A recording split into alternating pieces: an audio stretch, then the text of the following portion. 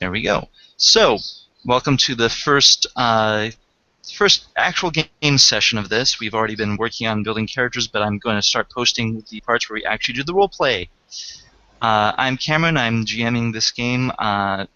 This is going to be using using Dark Heresy 2nd Edition, my own unique sector that I've built up.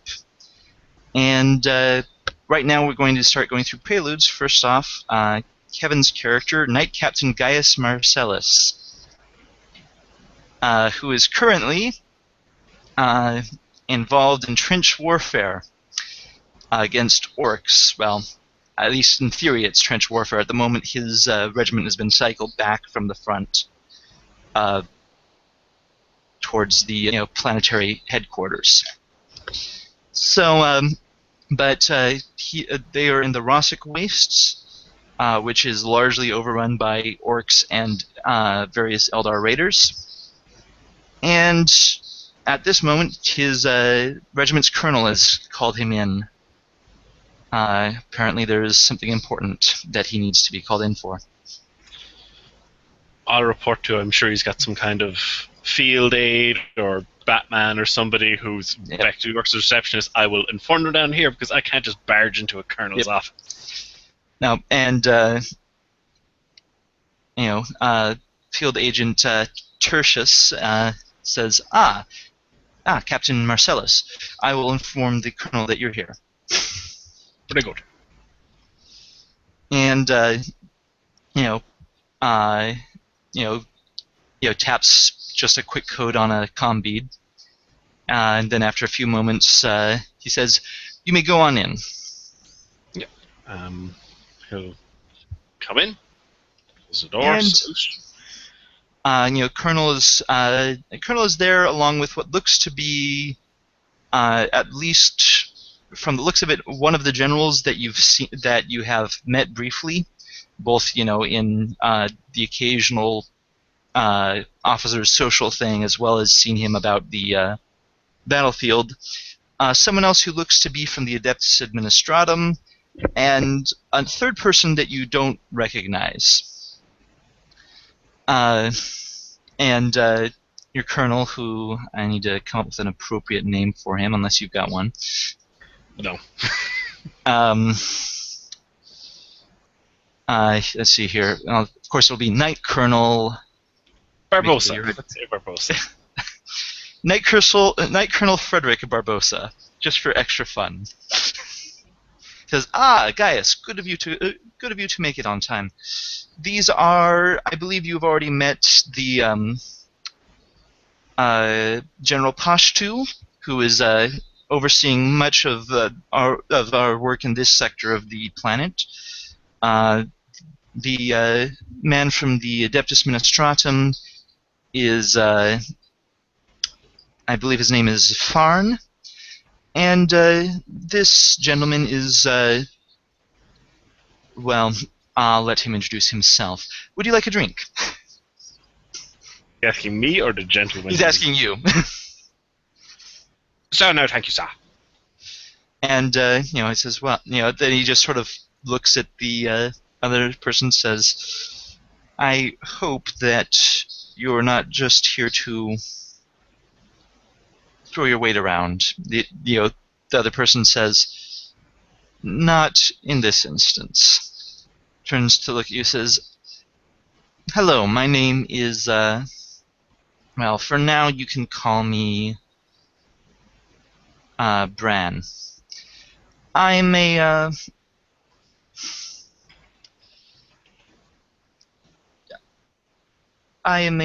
agent of the Inquisition, not an Inquisitor. However, I have been called in because apparently someone has decided your skills are necessary elsewhere and have called in a favor. So here we are. You will, for the duration of this, retain your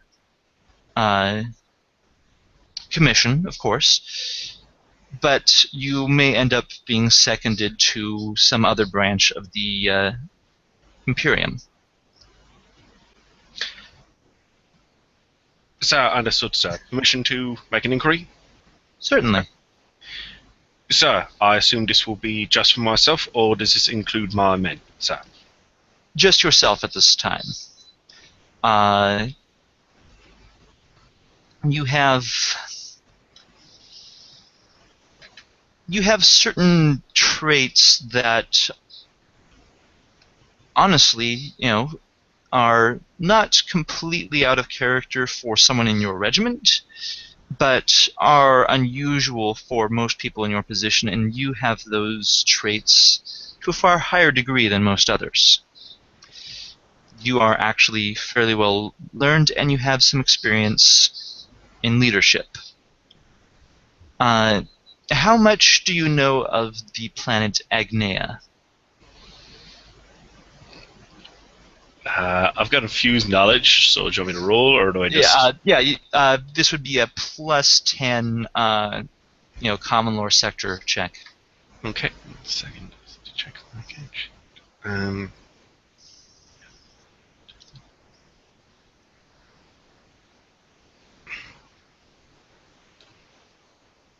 Okay, I have to get under... No.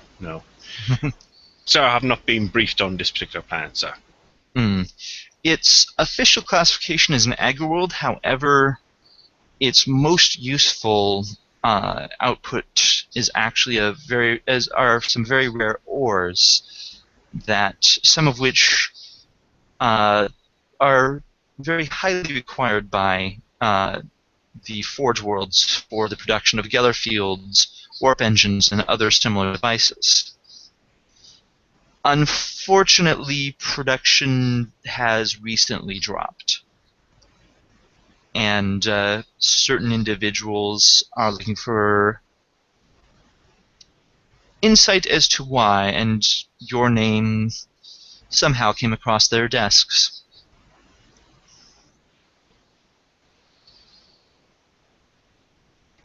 So, yes, sir.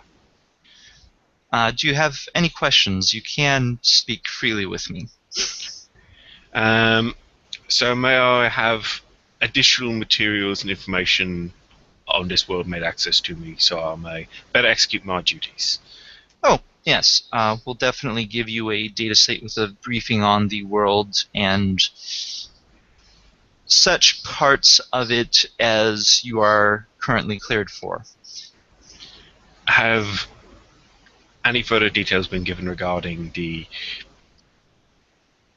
any suspicions, if not confirmed outright, on the nature of how this disruption came to be?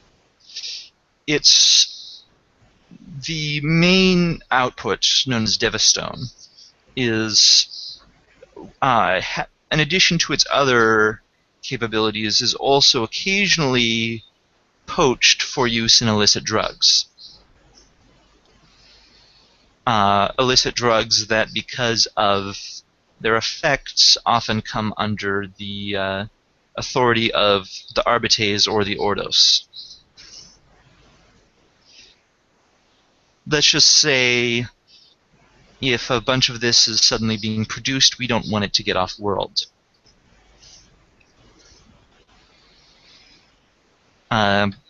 There's occasionally mild smuggling interest, but usually we're able to keep a clamp on it and or control them. So, in any case, we will be arranging for your transit.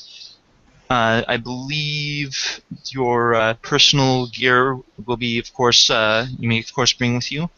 If you can think of anything else that you may need, you can put in a requisition request once you arrive on Agneus. You can have, of course, the trip over to think about it. So, I take it our orders are to identify the threat, which...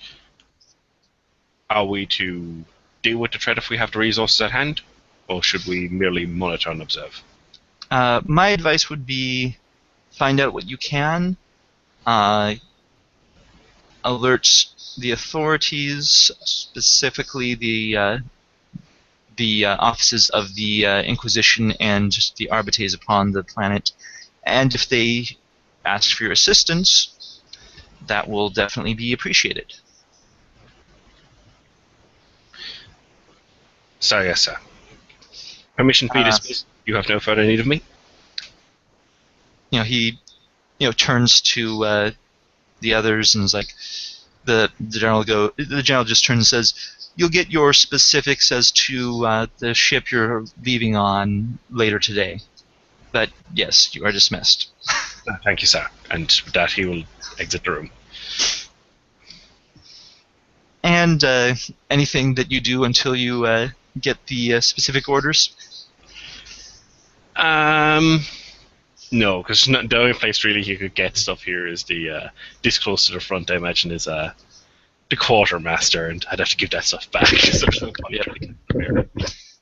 I mean, you could also like let your troops know. Oh, hey, apparently the Imperial needs me somewhere. I will sort out whether somebody's getting a field commission or temporary field commission to be in charge of.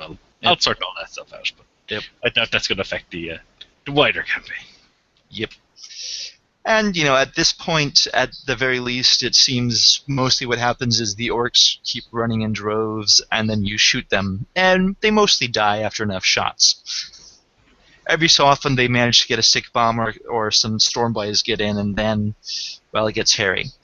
Fortunately, that mostly happens a bit further forward than your troops tend to be. Okay. But yeah, so... after about 2 hours, you get your orders, which place you on.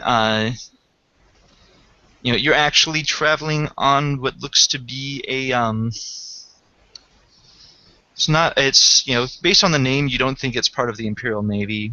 It looks like it's probably some independent vessel of some sort, whether it's just some Chartist vessel or rogue trader or random free trader, hard to tell. But you'll be it also gives, you're also going to be taking a Valkyrie transport to the effective spaceport on the planet. Okay. So you get up there, and you're met by a number of taking the directions which lead you through the Imperial Naval Base. This actually gets to a sort of dark area, which poorly lit, and you do notice that whereas most of the station has like Imperial Navy security, around here it appears to have a more mercenary, motley sort of security.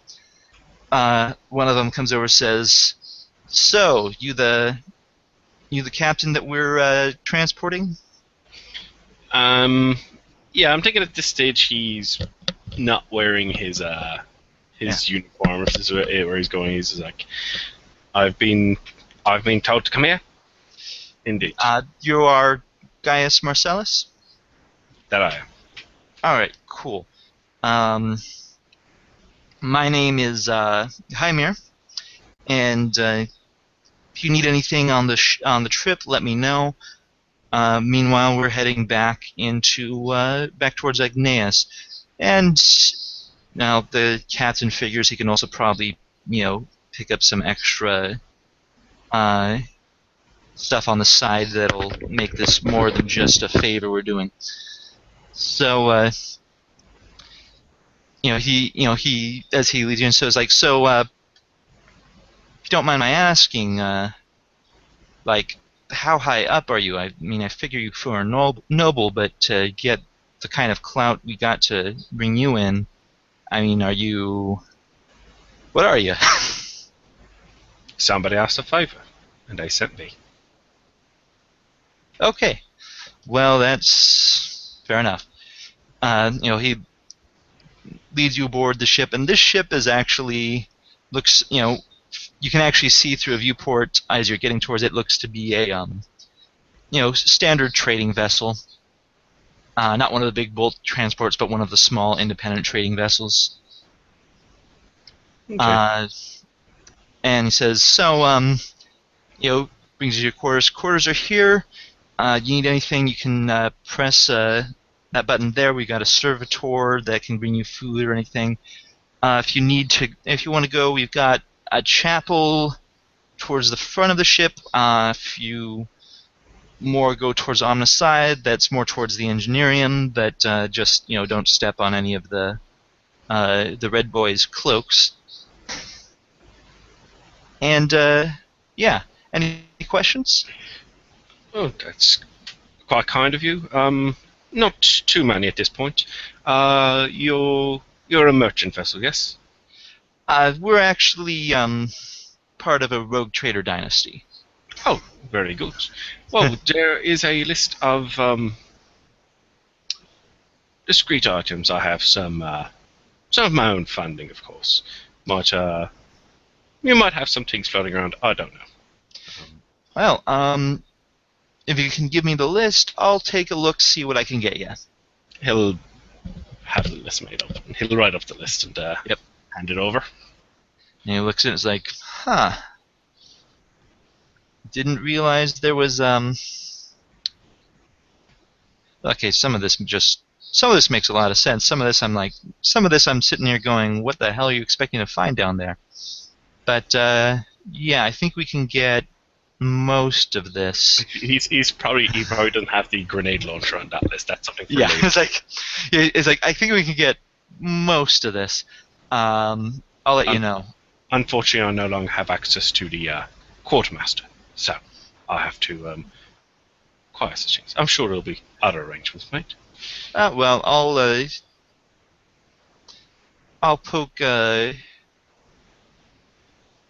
I'll just poke the captain while I'm up there, see if he's got any ideas on this. We might have some of this that he'd be willing to give you that we might otherwise not be able to get you. So nods, heads on off. Give the captain my thanks for his hospitality. And of thank you. Course. Well, now we still got 10 more years till he officially becomes head of the dynasty. Assuming the Valkyrian doesn't return. But yeah, I'll let him know. Actually, as the journey goes on, just because he's used to doing different things, he'll be making more inquiries as to if there's anything he can do on the ship. He's trying to get a little bit of favor, whether it's helping the guys run drills. He's quite well educated. He might be able to help work on the commerce side, streamlining different things. Always good to make new friends. Oh, you're probably able to, eventually make friends with both the Watch Jarl and the Merchant Jarl. Both of which, and you find out that Kimir, who you've met, is apparently the second in command of the ship's watch. The impression they probably get from Gaius is he's not talking particularly much about what he's doing, even though he knows they know a certain amount. Mm-hmm. But he is happy to help them and ingratiate himself somewhat because, there's a rogue trader vessel. They get around and,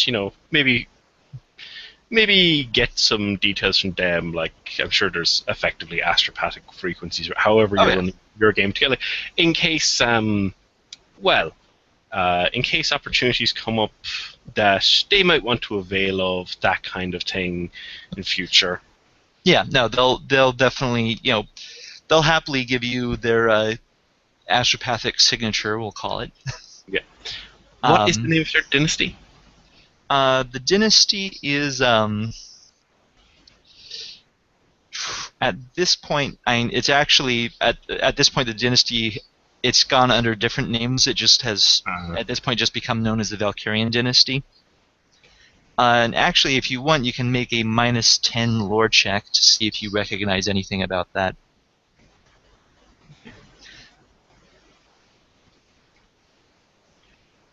No. Okay. You're pretty sure you've heard of this rogue trader dynasty before, but you're not remembering any details. You just remember, oh yeah, kind of famous, something interesting came up there. Well, like I said, he'll just go about the place, offers assistance on a few things. They, It's kind of hard to offer something without giving the wrong impression. Like, you can't go to tech breach, hey, I'm a fully trained tech adept. You guys want me to do stuff because you're clearly slacking? It's like, no. yeah. But he'll. But if you've got some of that skill, it'll probably end up getting noticed by the or was it? I think actually I said merchant jarl. More likely he'd be called the purse jarl. He's got commerce, he's got infused knowledge, he's got tech. Yeah, exactly. And and he'll probably end up sitting down to talk with you a couple times, sort of feeling you out. You get the impression that one thing you find out about this is apparently part of the reason that the dynasty got named for the Valkyrian was apparently the ship, and it's another ship, the flagship of this dynasty, and it's gone missing about 5 years ago. But they all follow the Rosic Void cult, and apparently the part of the leadership into it, each ship follows basically, oftentimes it follows lines of marriage as well as lines of direct descent.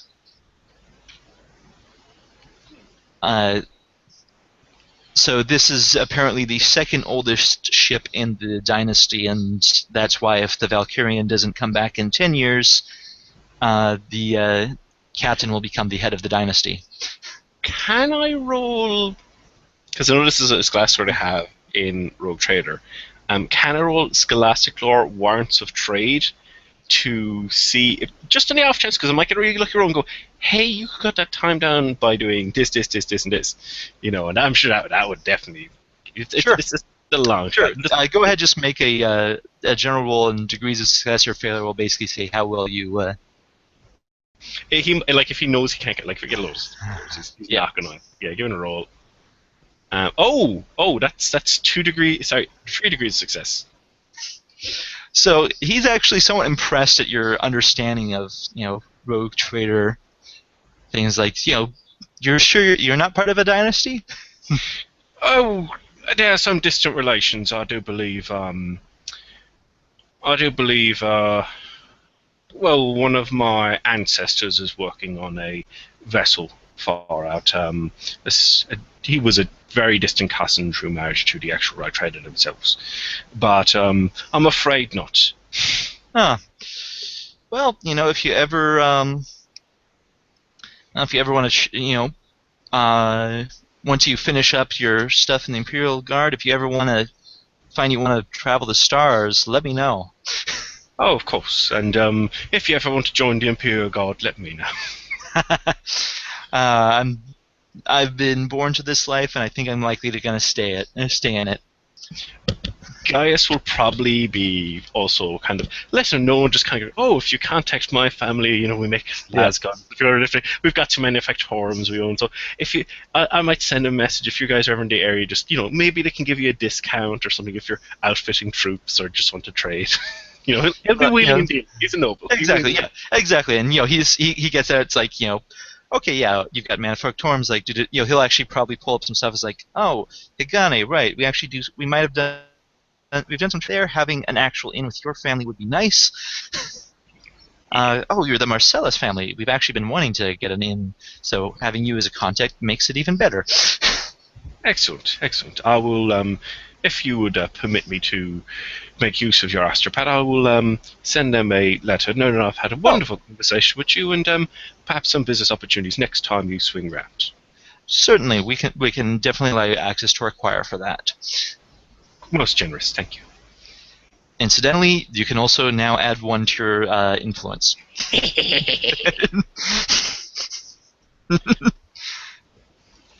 All right, and other than that, one thing you do notice is once you get towards the end.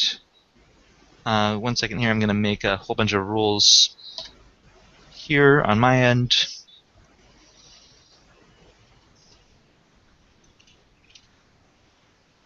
I'm going to be doing them off, not in the main thing. If I can find the right. There it is.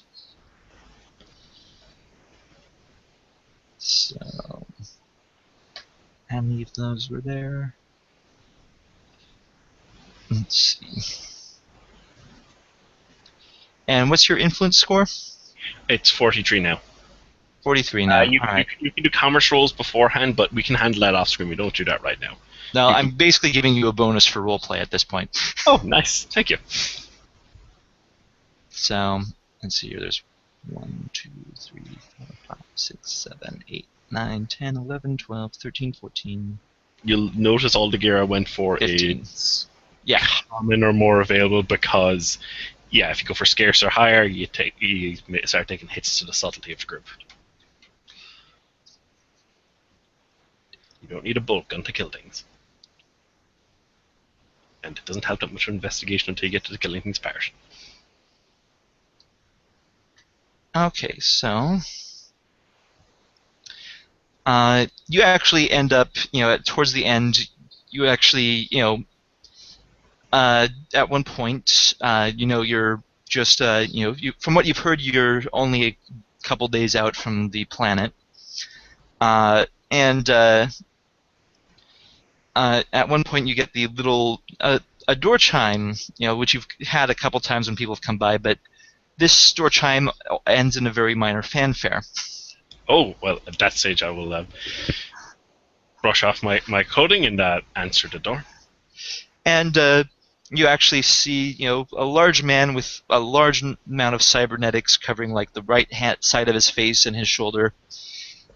And also very, very obviously, it actually looks as though he's got an augmented eye on that side as well. And he's like, well, I've been hearing some good things about you from my Jarls, Knight Captain Marcellus.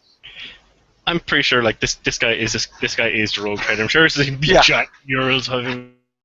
Like, he's at least the captain of this vessel.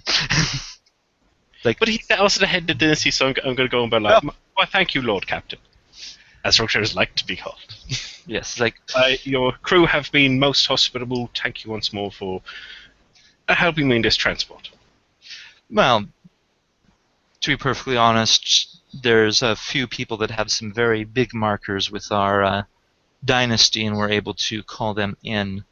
In fact, we're still paying off half of them to this individual.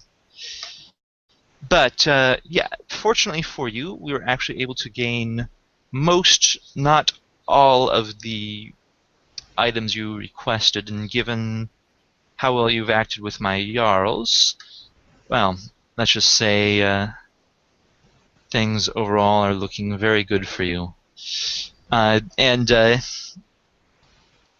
like, and you also happen to be in luck. We had a few things that turned out to be stocked higher than we had records of, so I'm even able to get you the launcher you requested. Oh, my. You're most kind.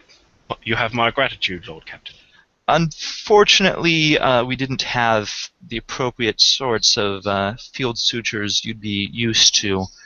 Also, we couldn't get the recorder or stummer, or the las cutter. Everything else you requested, though, we have. And, a servitor comes in carrying a very small, well, not very small, but a small, box with, it's like, everything should be in there and properly labeled.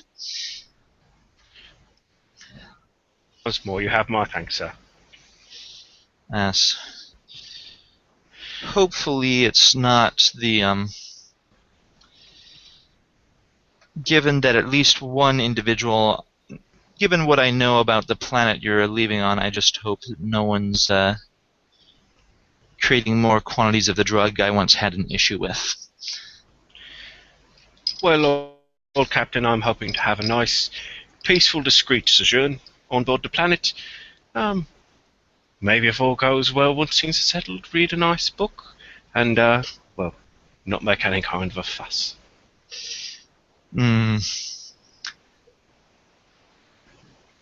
Well, that is a interesting ideal to go to. As for me, growing up in a dynasty, you get used to the power struggles. But in any case, I believe you already have our astropathic signature. If you ever need to contact us, we will definitely be happy to have you as a passenger in the future. And I'll be delighted to return once more. I found it a very invigorating trip, and I am refreshed and revitalized for the task that lay ahead of me. But it actually looks like we may be coming out of the warp a few days early. Our navigator told me something that, I'll be honest, I didn't fully understand, but I take it to mean we'll be returning to real space in the next day. So with that, we'll have a cutter ready to take you down to the surface. Of course. And in the meantime, if there are any tasks you would like me to help on board with the ship with, I would be most happy. Oh, just the things you've already been helping with have been definitely more than enough in my estimation. And I thank you for the offer, though. And actually, I've taken today's set. And here are the exact references I told you, man, before. If you should take yourself regarding some of the previous histories in the Wands of Trade. Very tricky, very old business, but of course, we must abide by our traditions. He looks at us like, well, I can't name myself head of dynasty for another 10 years. And I'll be honest, Elena's gone missing for longer, and she's always come back. It's just, it's one of those things. Once you've gone missing for 5 years, people start sharpening their knives. Hope for the best, expect the worst, sir. I understand exactly what you mean, Lord Captain. Yes. Well, I will likely not see you again, as I have a dozen other things to attend to, but good luck. He will give my thanks, and he'll give a very crisp salute to the Lord Captain. And he'll give a very short bow in return and head on out. Okay. And and about a day later, you do exit back into real space, and Hymir shows back up and says, "Well, I'll be honest, you made a good impression with the captain. So that said, well, at least he understood that what you gave him was in good faith, was intended for good. But we've got our own little traditions that honestly go back a couple millennia." Yes. Of course, every dynasty is unique in and of itself. I would not have any such things, but given, well, the Lord Captain seemed like a fine, upstanding gentleman, and if circumstances unfortunately continue, as there is some inkling they may, and someone must step up, I would think that it would be my duty as a loyal servant of the Emperor to have him and his servants better equipped in case someone else tried to usurp positions. Oh, no. Hey, I get what you're doing. It makes sense. But, well, honestly, the last time we had a major upset was with Gunnar, and that was an entire segmentum away. So, I doubt we're going to get anything quite on the level of some of the stuff you outlined. But again, we understood at least that you didn't mean any harm. It's just some of the things could have been taken wrong. Well, my apologies if I no, like I said, we've got a certain amount of understanding. It's just the captain's very damn loyal to Elena. Uh, and not every other ship is. You see, if the issue was explained to me, you just said it would be 10 years. I didn't know that there was. Although the position might theoretically be vacant, it is not as simple as that. I was unaware. Yeah. In 10 years, officially, he'll be invested, and then he gets to deal with everyone else that wants to make a stab. The whole intermarriage thing means that technically about 1 in every 10 person that's a freeman aboard any ship has some minor claim. Well, unfortunate, but if things do go that way, at least you know how to find some good quality lasguns. Oh yeah. But yeah, so anyways, taking you down. And actually, the fun thing is we actually got clearance to drop you off right outside the inquisitorial offices, which means I actually get to fly in their city. I don't get to do that often. Except that one time when I flew through the Hive City. But that was... Well, let's just say that it didn't cost our dynasty too much to cover the damages.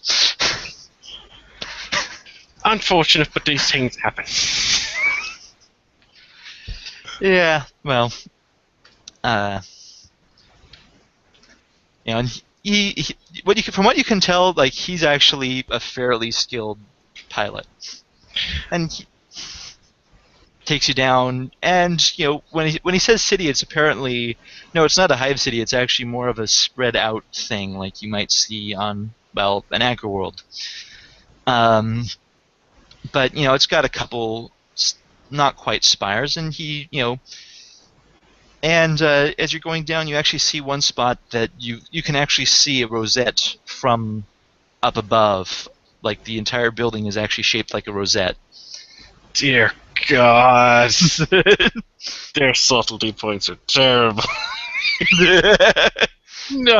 I thought the Dracorn Palace was bad. These are the inquisitorial offices on this planet, and apparently it's gotten to the point where they need to do this. Dear. Either that, or someone who was very, very outspoken decided to design it. But there's actually a couple pads. He drops you off on one, and a couple folks come on up to greet you. As he extends the thing, says, "Well, good luck to you." It has been a pleasure, and he'll extend his hand to. Yep.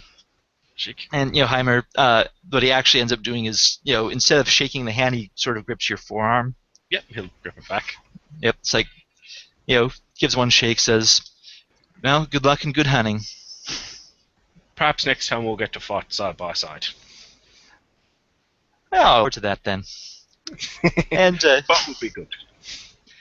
And then as you come out, there's basically two people who meet you. One of them is actually in the red robes of the Mechanicum. Looks, and the other person is just wearing what looks to be very old and somewhat weather-beaten guard flak, with a couple of definitely non-regulation weapons at his side. Although what you can tell is that he was Voidborn, because he's got the sort of grayish skin that's often found among their kind. And he's also got, a shock of red hair that sort of sneaks out from under the helmet he's wearing. It's like, and he goes, hey, so, he just looks at that and goes, "That was Heimer that dropped you off, wasn't it?" Does this guy still have any insignia from the guard, or is this trooper? No, it's basically, it's just like old guard flak without any insignia. He's also got like a hand cannon and what looks like a las gun, but it's very weird and kind of angular shapes, not something you're familiar with. Indeed, it was. Charlie pleasant gentleman. Ah, so hey, I'm Gunnar. And he offers his hand to shake it. Yeah, he'll shake the hand. He's like, and this is Texier. He just looks over at him for a moment, and out of the box, the thing says Texier SMT. SMT. Gunner's like, right. So if you come with me, I'll get you up to speed on the situation. As best I can tell, we do have someone who they have started picking up some of the production of. Well, it's got different names, but here they call it God Dust.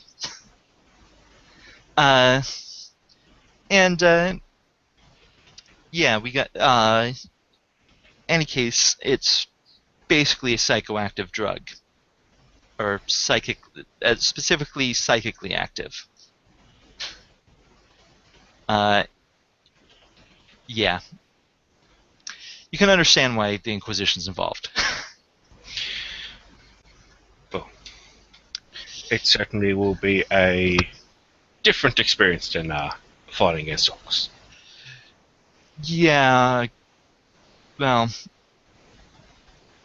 Yeah, at least against orcs.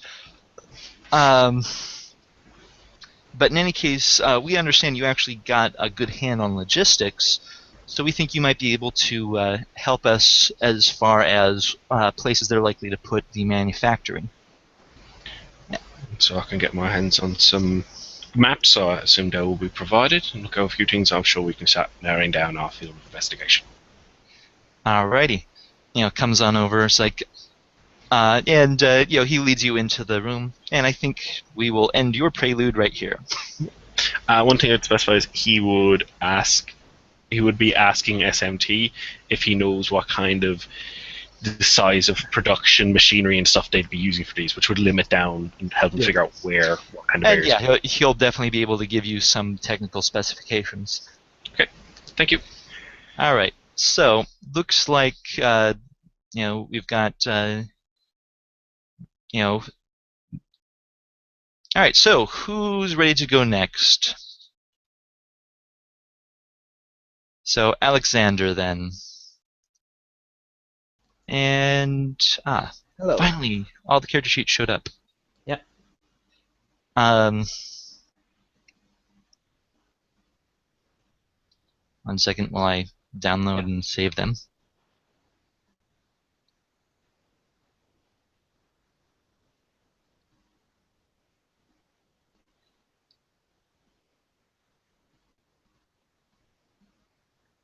Okay, that's right.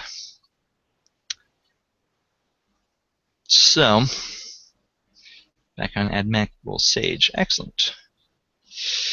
And so your character does he come from one of the two Forge worlds already listed, or from a different one? He comes from one of the already listed one named. That's right, Tevast. Forge world Tevast. Yeah. Okay. And one second while I double check one other thing.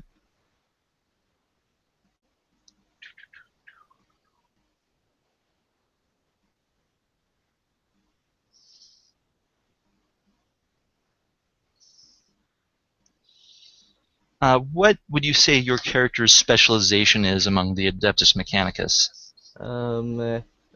Weaponry maybe, manufacturing weapons. Okay. That's what for us. So. Alright,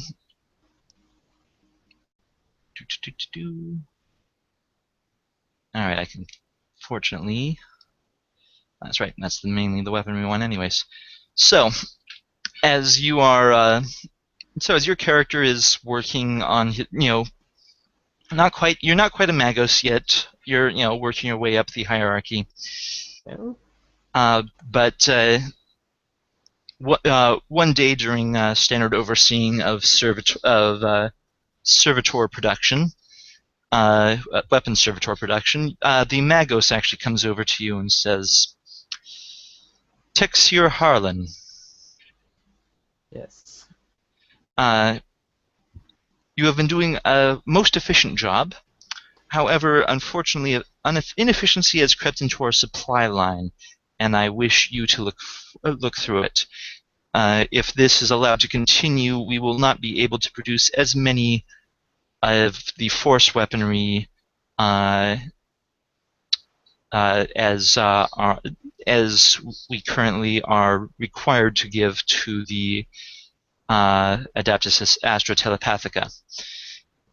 This would, of course, be acceptable for a brief period of time, but would still lower our prestige among the other manufactories here.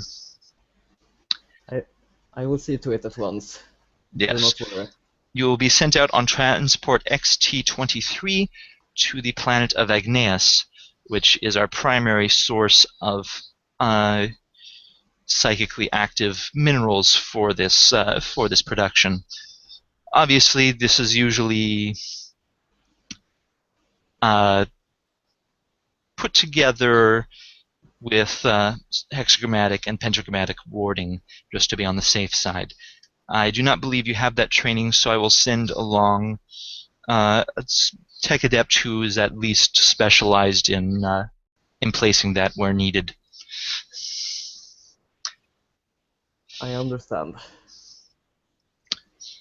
So, he just sort of nods to you and says, I look forward to your success, and leaves the room. Mm-hmm. And then very small spider servitor comes on up and drops off a data slate, and then leaves. Data slate has all of the details on the transport, how to get there, etc.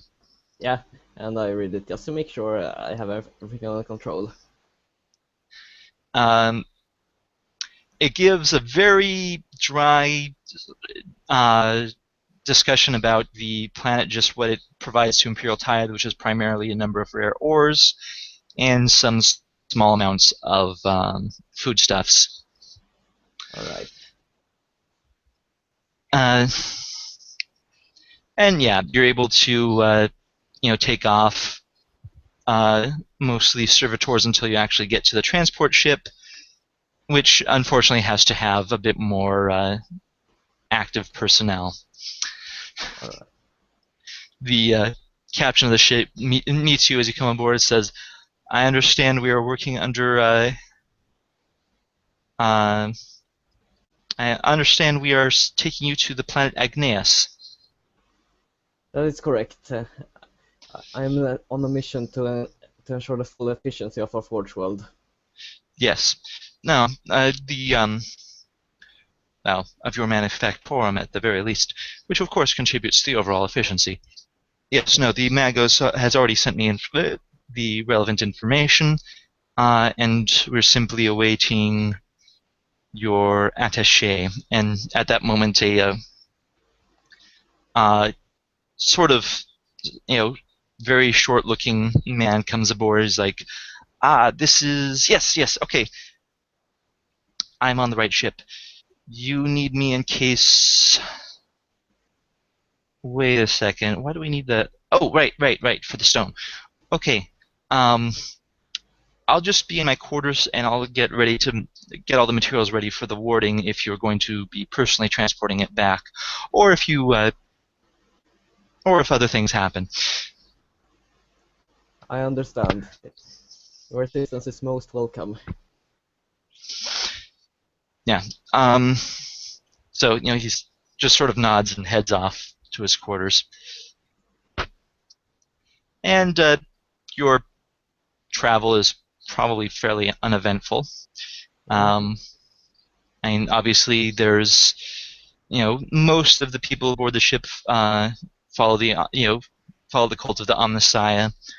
There are a couple others that sort of view you all as priests anyways, so, you guys are usually dealt with a certain amount of reverence in this sector. Yes. And, yeah, you get to Agnaeus, and as you take your little ship, as you take the little lighter down to the surface, and get to the Admech primary Manufactorum temple, it actually looks like it's in complete chaos at the moment. There are The Omnissiah does not approve of this. there are servitors walking around, obviously damaged with large gaps in them, and it sounds to you like there's some sort of, like something is striking lightning off in the distance. And you hear an authoritative voice calling out, block him in, don't let anyone get near him. And as you head towards the source of the commotion, you see a very tall man, completely bald, covered, but his scalp is covered in an intricate tattoo, who is currently firing a pair of pistols at someone else who is currently floating off the ground, and you're fairly certain it's not from maglev coils. In fact, you don't have any of the forbidden lores that would let you know this. All you know is this is an abomination. Yes. So what do you do? All right. I see if there's anyone near that I can ask for what's going on, because it looks like the man with the pistols is probably really busy at the moment. Someone else says, I don't know, one of the workers, he just started glowing and shooting lightning. And then this other guy showed up and started fighting him. I'm not sure what the full details are. Thank you anyways. And from what you can see, he's actually using at least one of his weapons. Looks like it's something that actually came out of your manufactorum. A very very well put together hell pistol. In fact, looking at it, you're pretty sure you made that hell pistol. Yeah. I will make sure to ask him about it later. But right now, as you're, do you actually get involved in the fight, or? Yeah, I think I will. After all, I have my trusty autogun with me. All right. So go ahead, roll initiative. All right. What's that? It's a D10 plus your agility bonus. All right. Plus my agility bonus. So if I have an agility of, let's see here, 33. What? All right. The bonus is going to be 3. Yeah. All right. So 13. Oh, nice. All right. So you've got you're going on 13. 1 second while I roll for the other 2. Oh, ignore the D100. Well, okay. The man with the head tattoo is going first. Yes. And 1 second while I double check something.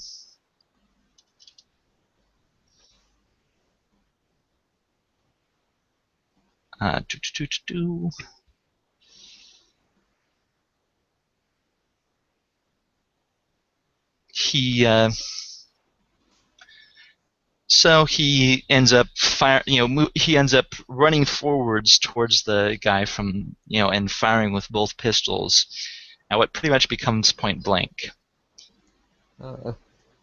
So let's roll for one shot and then the other. All right, well that one misses, but he still hits.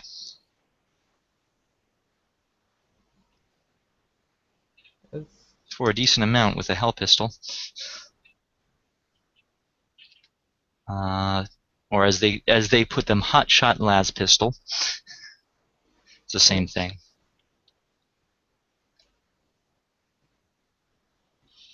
And seems to hit the guy right in the center of the body. As far as you can tell, it looks almost like he's got some sort of force field around him, because it seems like part of the attack is absorbed. But you go next. Yeah. Okay, so is there any cover nearby that I can hide behind, or? Yeah, no, there's definitely a number of lecterns tossed over tables that you can use as cover. Yeah. All right. I dive in behind one of the tables to use it as cover. And fire back or no? Fire at the big glowing guy. Yeah, I'll fire back. All right. So go ahead, So roll. That's a percentile roll. yeah, so it's the 100 or. Yep. All right, and so now I rolled. Let's see what happens. 67. 67. All right. This will be. So actually, quick question: are you firing single shot, semi-auto, or full auto? Semi-auto. All right. So that's going to give you a +0 for range. You're going to get a +10. So what's your? I don't think that's enough to actually get a hit, though. Oh, damn. Because what's your ballistic skill? Yeah, 38. Not quite enough. No. So you go off. Yeah, you probably would have missed even if you'd gone single shot. So you go up, fire at it. On the plus side, it does seem to distract it somewhat, as it turns its attention towards you. At that point, actually, the man with the guns very quickly interposes himself between you and the guy, and lightning seems to strike him. Doesn't actually appear to be to do any serious damage, though. Oh, that's good. And then on the next round, at the start, that guy goes. He actually leaps forward to grapple the guy. Yeah. And he will fate point that. There we go, much better. Leaps forward to grapple the guy, and then taps something against his head, and suddenly you're not sure what's going on, but the floating guy starts screaming in utter pain and agony, and just all of the bizarre things that were going around him just sort of start flailing off for a little bit, as the man sort of just sort of keeps on holding him for a little while. Then lets him drop, turns to you.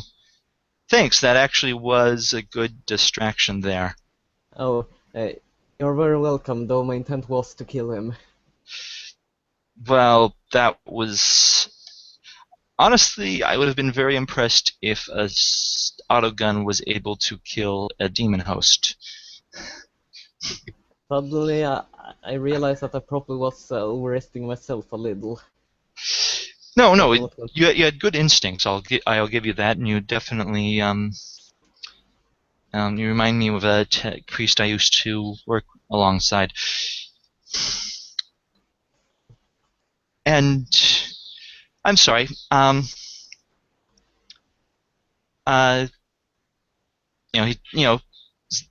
heads on over. It's like, 1 second. I had the name written down, and then I forgot it. No.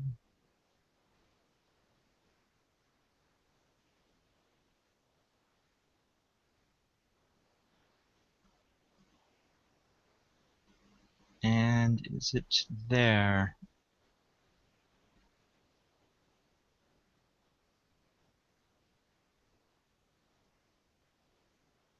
Of course not. That would be useful.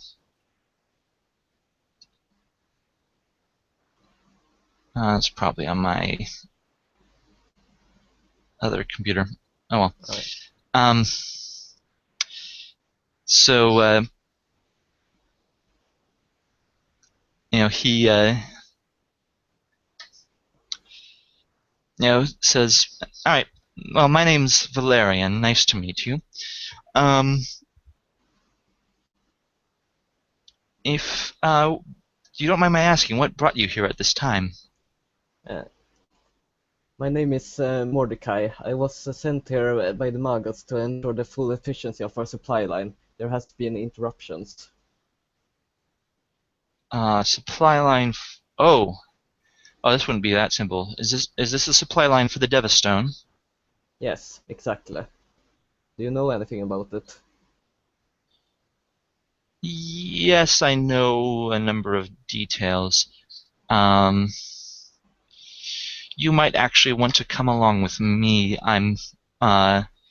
Well, some of the stuff that vanished, I think this poor bastard, he turns to look at the man crumpled on the ground. He then, picks him up. The guy sort of jerks a bit as he's doing it, and picks him up. It's like, I believe this poor guy may have ingested some of it.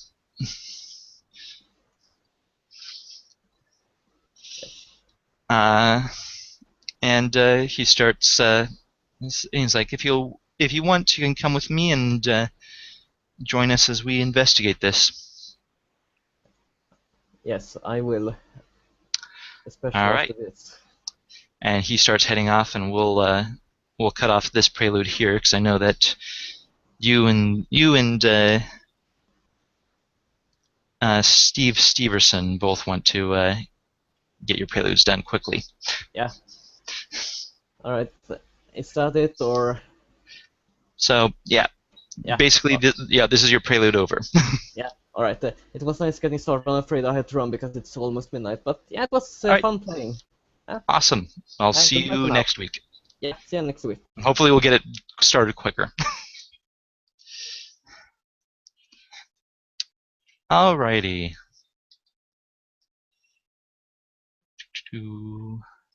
I gotta download this character sheet as well.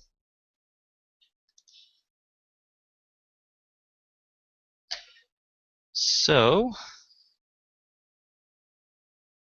are you still with us?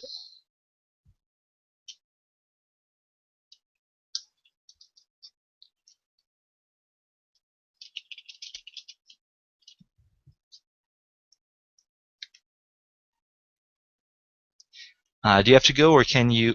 You. Yes, again, not important. That is who I'm talking to. Sorry, I was doing 3 things at the same time. It happens. I'm still here! Yay! All right. So, have you repeat. decided where your character is going to be from? Didn't we say he was from a highborn world? Oh yeah, that's right. You wanted to be from Mahavir. Yeah. That's right. That's right.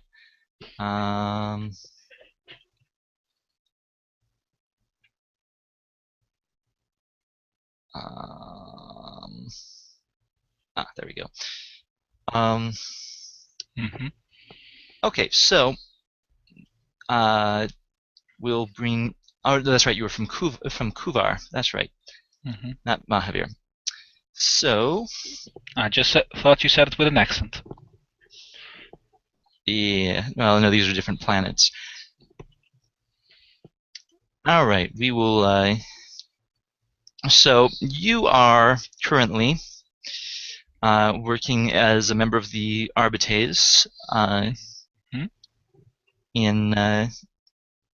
Kuvar, and among other things, you've been tracking a certain smuggling ring that's been bringing in a number of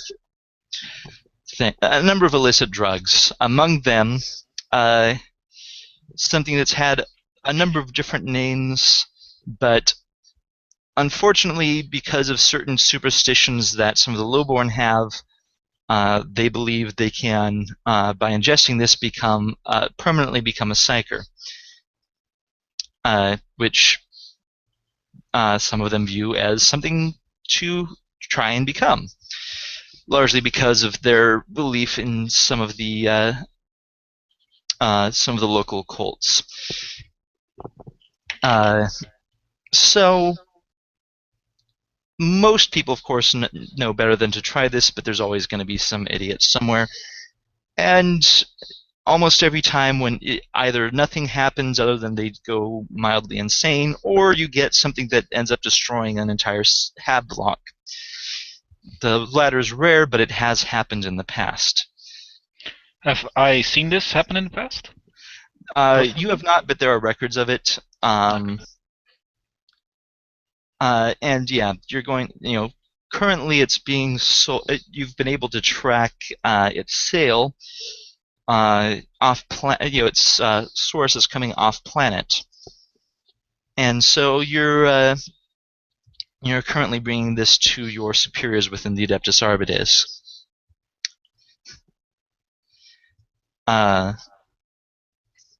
And as you come there, you also run into someone else you don't recognize.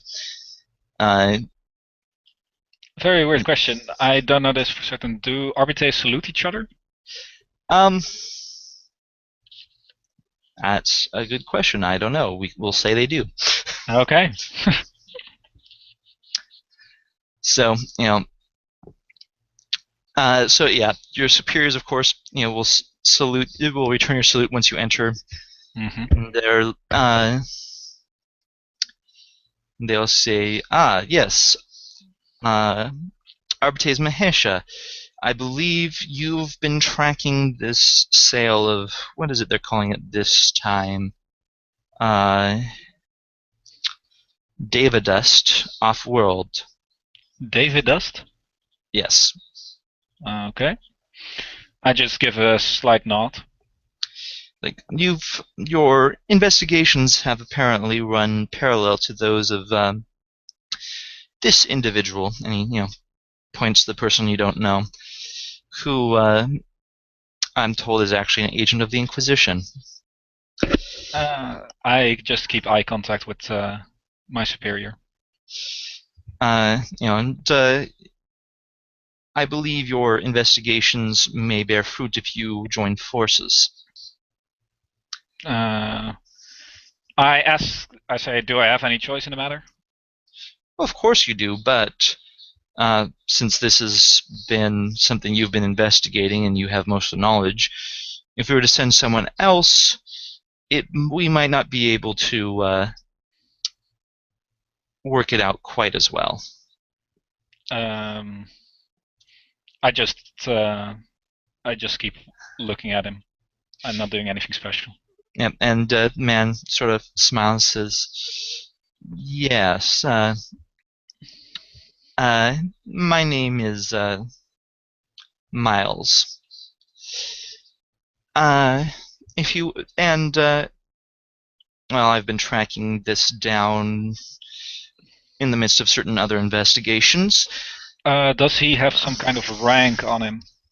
He does not, but he, he's like, he doesn't have any obvious rank. He's like, and I do believe we can definitely help each other. I know you've been able to track it off-world. Have you been able to track which world it's coming from? We just knew it went off-planet, right? Well, you knew it was coming in from off-planet. So we don't really know where it's coming from. Yeah. I just shake my head. No, well, understandable.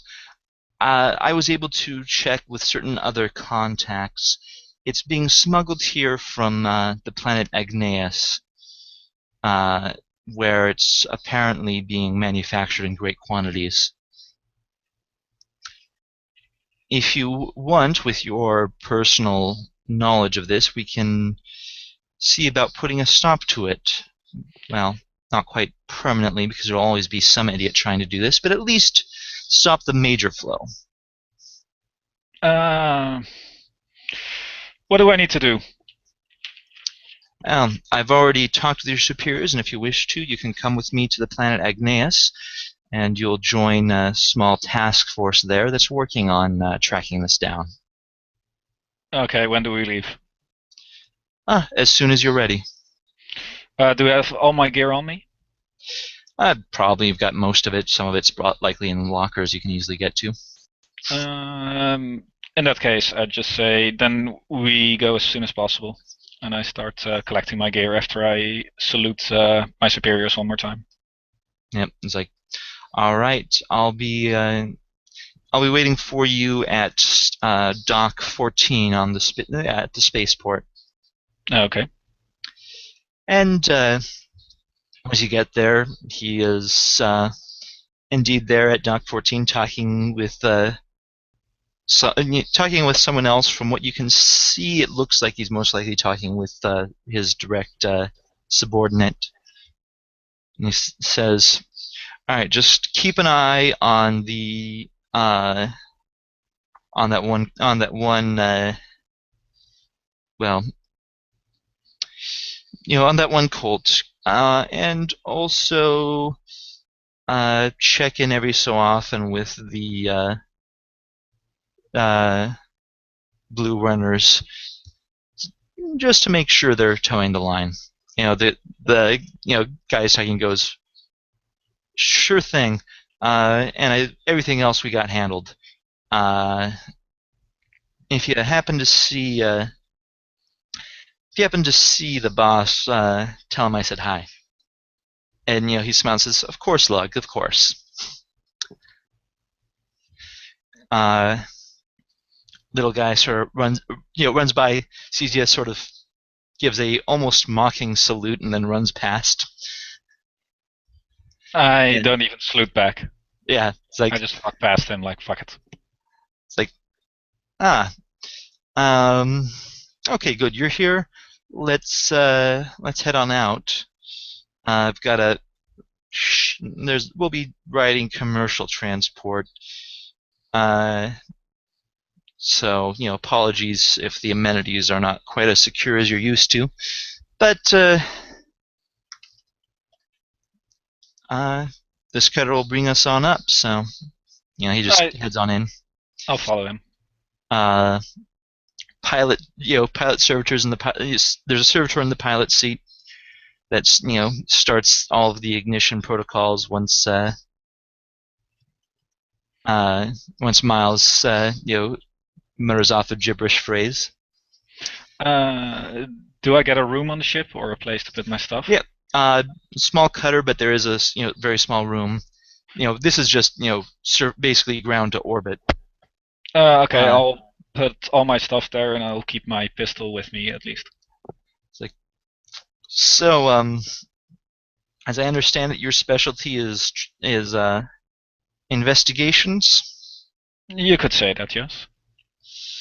Good. Always nice to have someone with good investigation skills.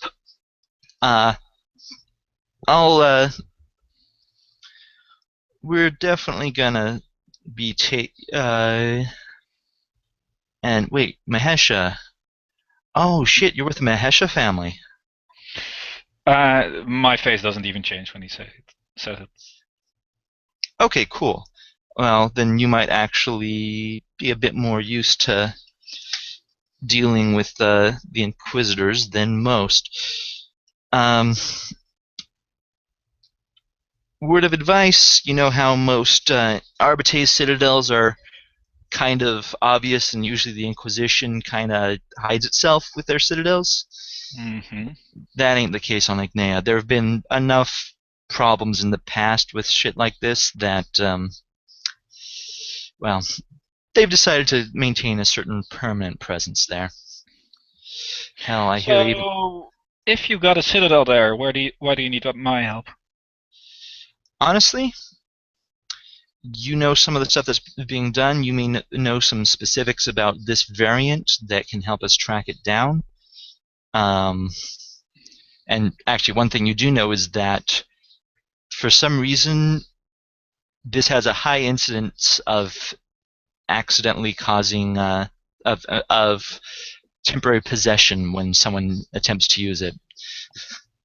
So You don't know the full details on that because you don't have the appropriate lores, but it's still one of those, yeah, things go bad because demons.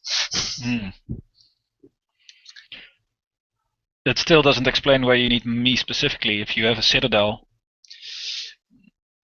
Let's just say we like to call in people from the outside on occasion.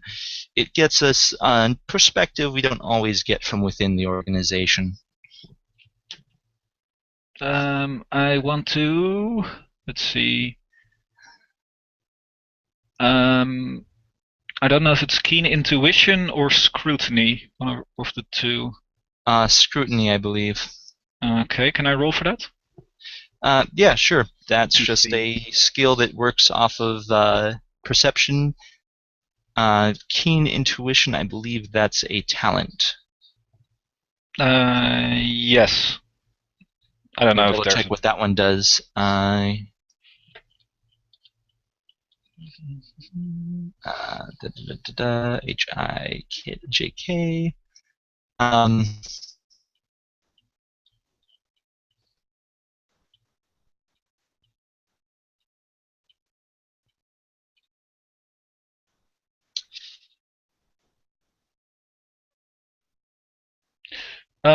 Page 130. Yeah, no, I looked it up. So it Oh, won't that's more of other stuff. Okay, no, Yeah. I'm really just want to know if he's hiding something behind his words. So yeah, go ahead, give me a scrutiny test. Which would be a Perception based. So roll a percentile, try and roll it under your perception score. 26. That's Well, low. that's 2 additional degrees of success beyond basic success. So,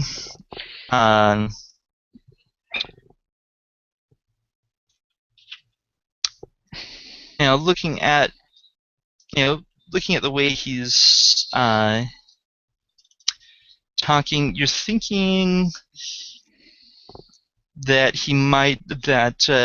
he's definitely holding something back, not details about the case, but details about why you've been called in.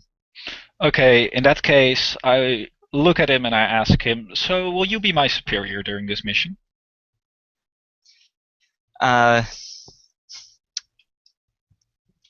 He smiles, says, I knew there was a reason they suggested you. I won't be your direct superior, no. I'll be probably working on something else. Honestly, this is part of something bigger that our Inquisitor's been working on, and I hear he might actually be called in for this shit, too. So, yeah. No idea if he'll be there. Would I think that this guy would outrank me at this point or not?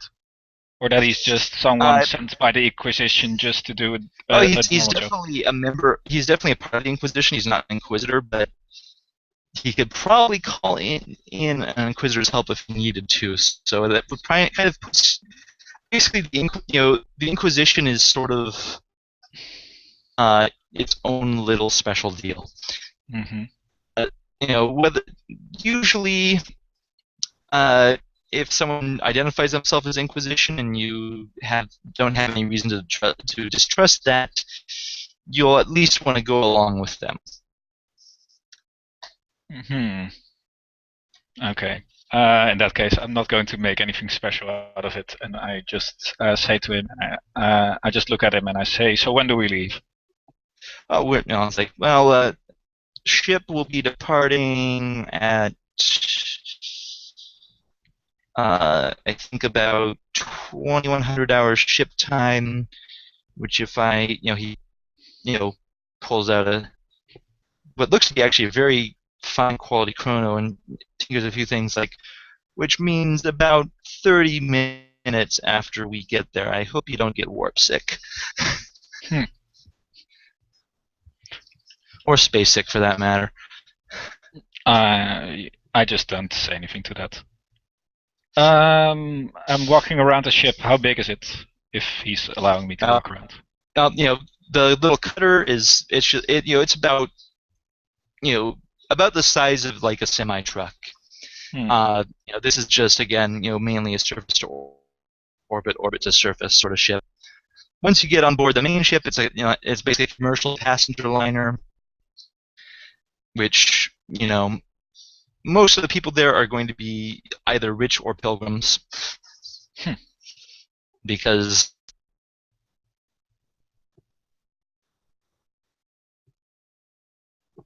Oh dear. Wow. He'll be back in a second. I hope it might still be recording. So for your own knowledge of the Inquisition as well, it is a very, very bad. He's back. It's a very bad idea. Give him a check into. It's a very bad idea for someone who's not in the Inquisition to claim they are, because the Inquisition will put an inordinate amount of resources on getting that guy because that undermines their tartare. So it's like, oh yeah, I'm smuggling Beanie Babies. You can't do this. I'm an Inquisitor. Suddenly he's getting more attention than that Chaos Cult down the road. Yep. So sorry about that. Suddenly lost my connection. That was weird and annoying. You might want to check. It says it's still recording, but it is still recording.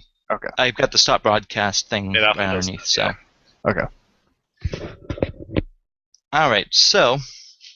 But yeah. I'm just gonna wait time now. I'm not gonna make pleasantries with Miles. All right. And yeah, it's a pretty uneventful trip. It's actually not that far from Couver to Agnea, so it's about a week of travel. Subjective time. Mm-hmm. And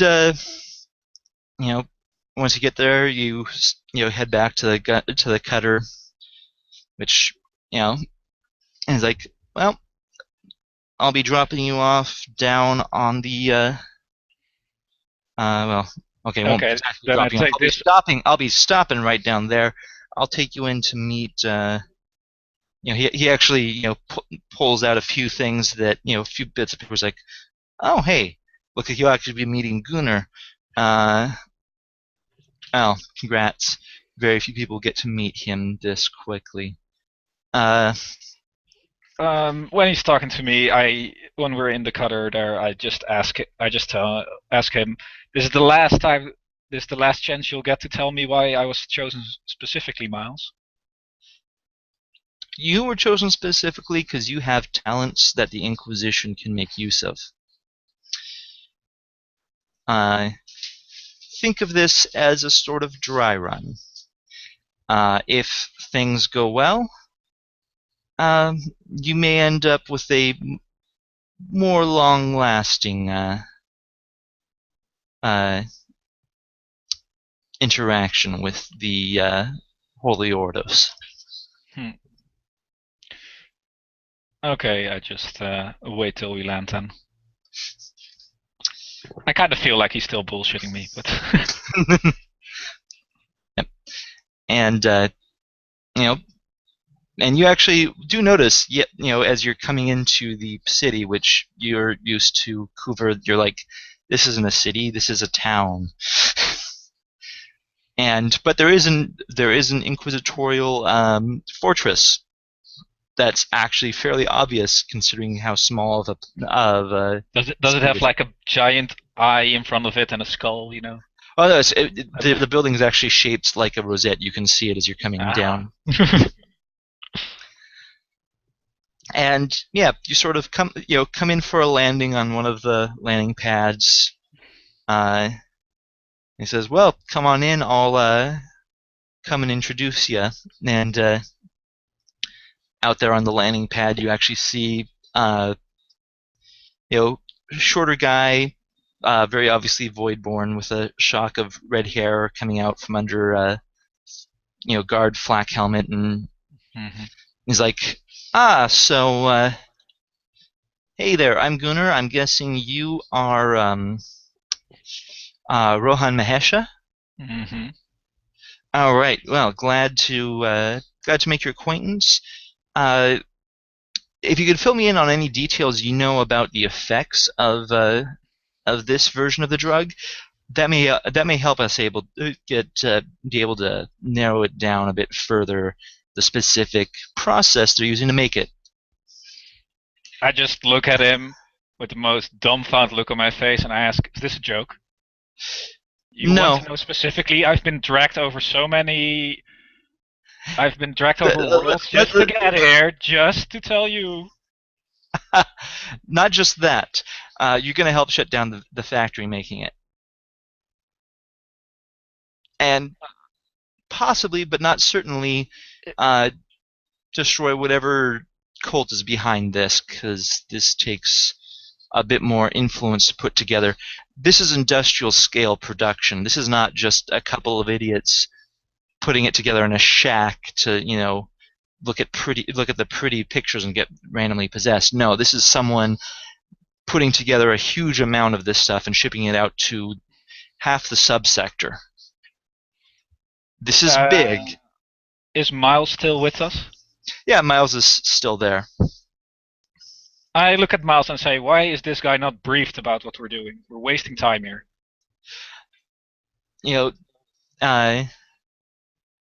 Miles says Gunner prefers to get it directly from the people who've been involved, not just reports. Sometimes there are details that get left out of the reports. He's very good at picking up on those. I'll just tell him that the drugs basically they are distributed to the lowborns, and basically they think they turn into psychers, and sometimes it gives them that power, and other times it's just insanity. Basically, they just burn out. He actually starts asking him probing questions, and it looks like he's actually got a good understanding of how these kinds of drugs work. Among other things, he asks, hey, have you had any cases of anyone getting possessed by this? Yes, of course. How many incidents? Do I know how many incidents? There are 3 confirmed and 2 unconfirmed. I just say that then. Over the period of a month, and he goes, shit, that's what they're aiming for then. Yeah. Normally on something like this, that wouldn't happen quite that often, even with the amount you guys are getting. Someone's been manufacturing this. They're trying to get demons summoned on various worlds. Still not sure why. Let's just say this is big. At the moment, I just look at him and say, I got this information from a report as well, right? Yeah, but you've actually investigated this personally. Not these. Okay. I just look at Miles again, then I look at the guy again, and I say, "So shall we go?" Yeah, we'll talk further inside. And now I'll follow him. Yep. At this point, we'll stop this section of the prelude. Mm-hmm. And all right. Next up, we have either Nick or Erica. Which one of you would like to go? That is entirely up to Erica, as far as I'm concerned. Erica says you can go first. Well, she forgot she was on mute.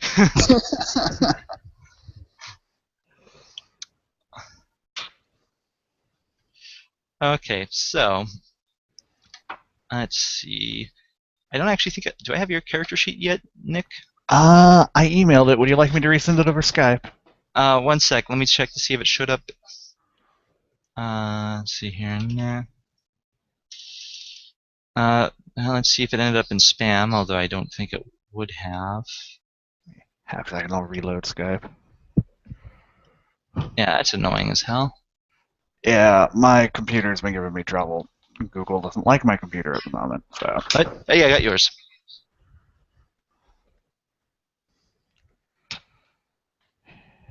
Exposition, here's the...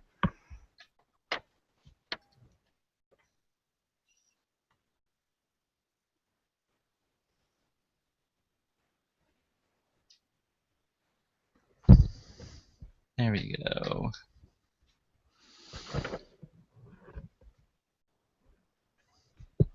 There it goes. Scroll all the way down to the bottom. Let's see. That is how I keep track of things on character sheets. Cool. Right, and so you are from... Alright, so... let's see, you're still on school, Lex Imperialis. Yay! I may have done some reading ahead of time.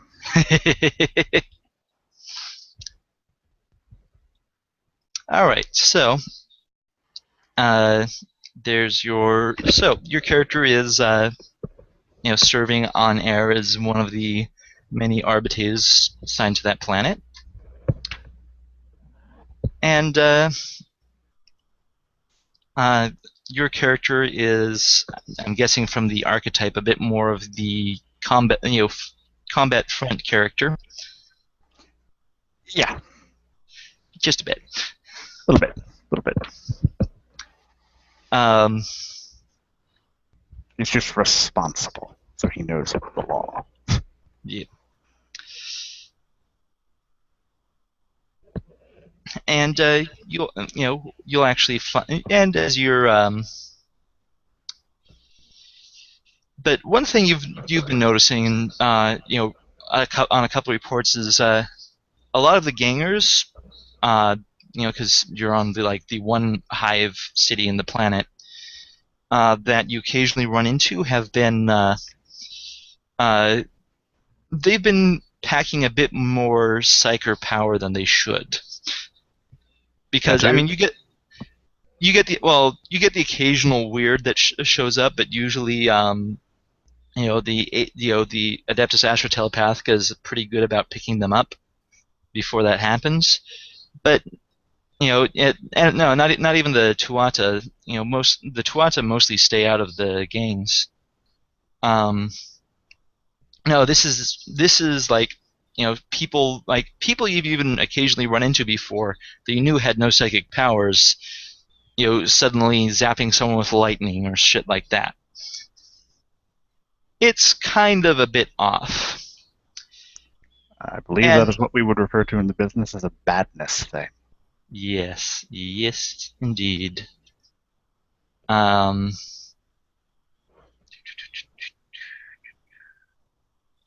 of course that wouldn't be there. 1 second, on your most recent thing, you were able to actually grab some of the. You did notice that among the other stuff, some of the drugs that you picked up were not just your standard bit of, oh yeah, here's some obscura, here's a bit of friends on or slot. You've been finding stuff you don't recognize, and after turning it into your superiors, they called you in for a meeting. And they said, so looks like we got a new. So looks like what you've been running into there's a new variety of spook on the market, and someone's actually been flooding the market with it, which is why every 2-bit gang now seems to have some idiot with a psyker, or at least some idiot. They're flooding the market with it? Yeah, we don't know where from. We're guessing from off-world.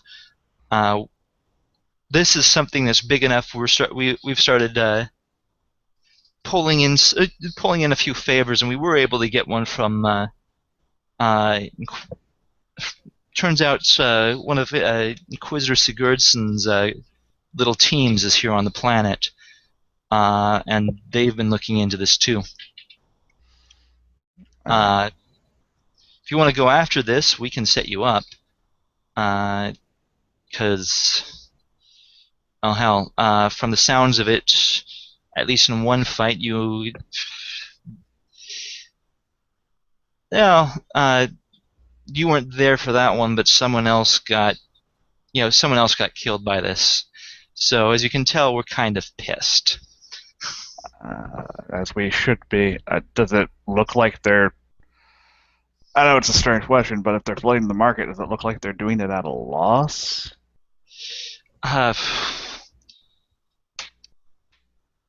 Well, definitely driving out any other people, but we don't know what their manufacturing base is, and honestly, this stuff usually doesn't get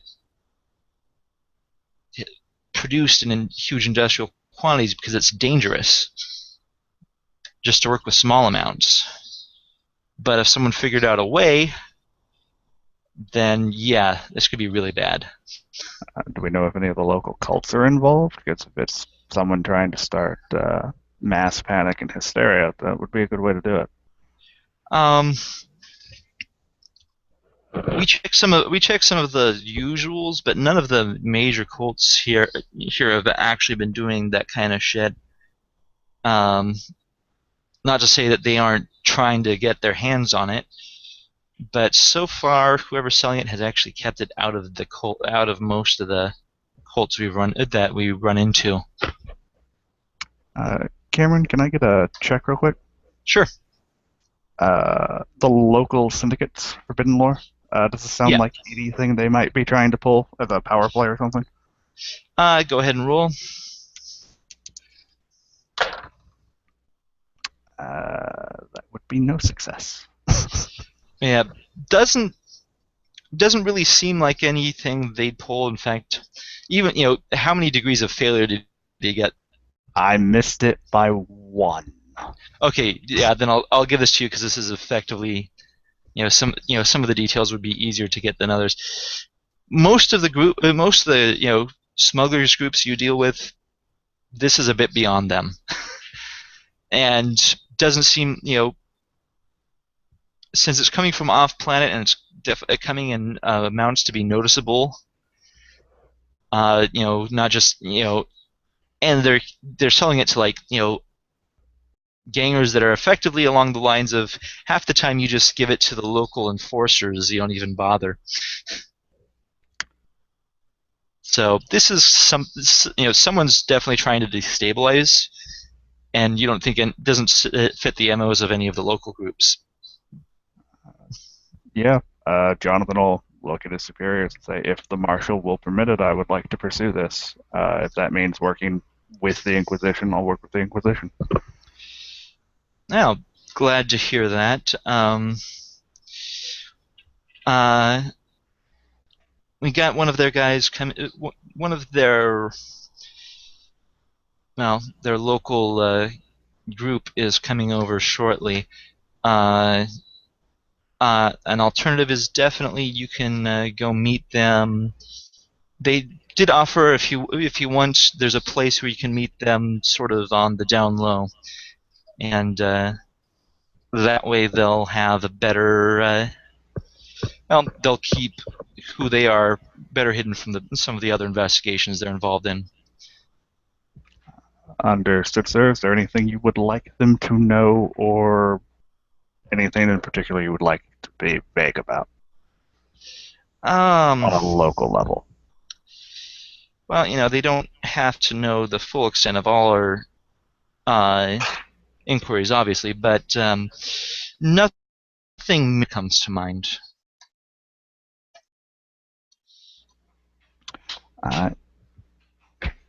At their earliest convenience, then, sir.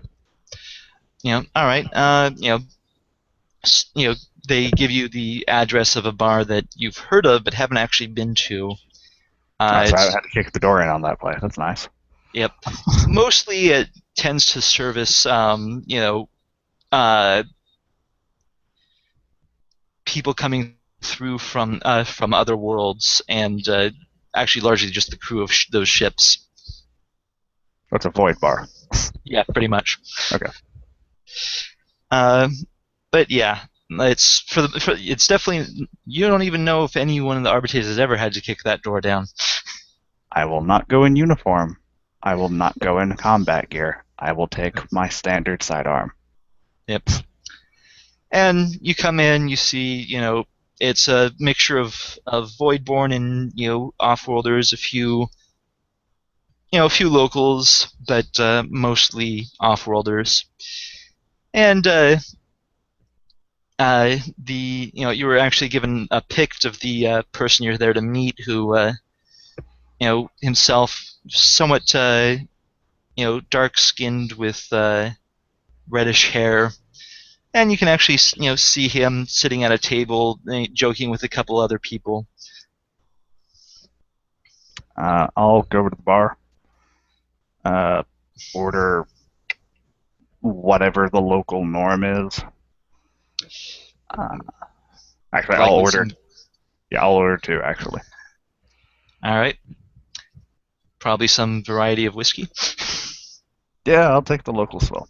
And I will walk over to the table and put the drink down in front of him and apologize for being late. The family kept me busy.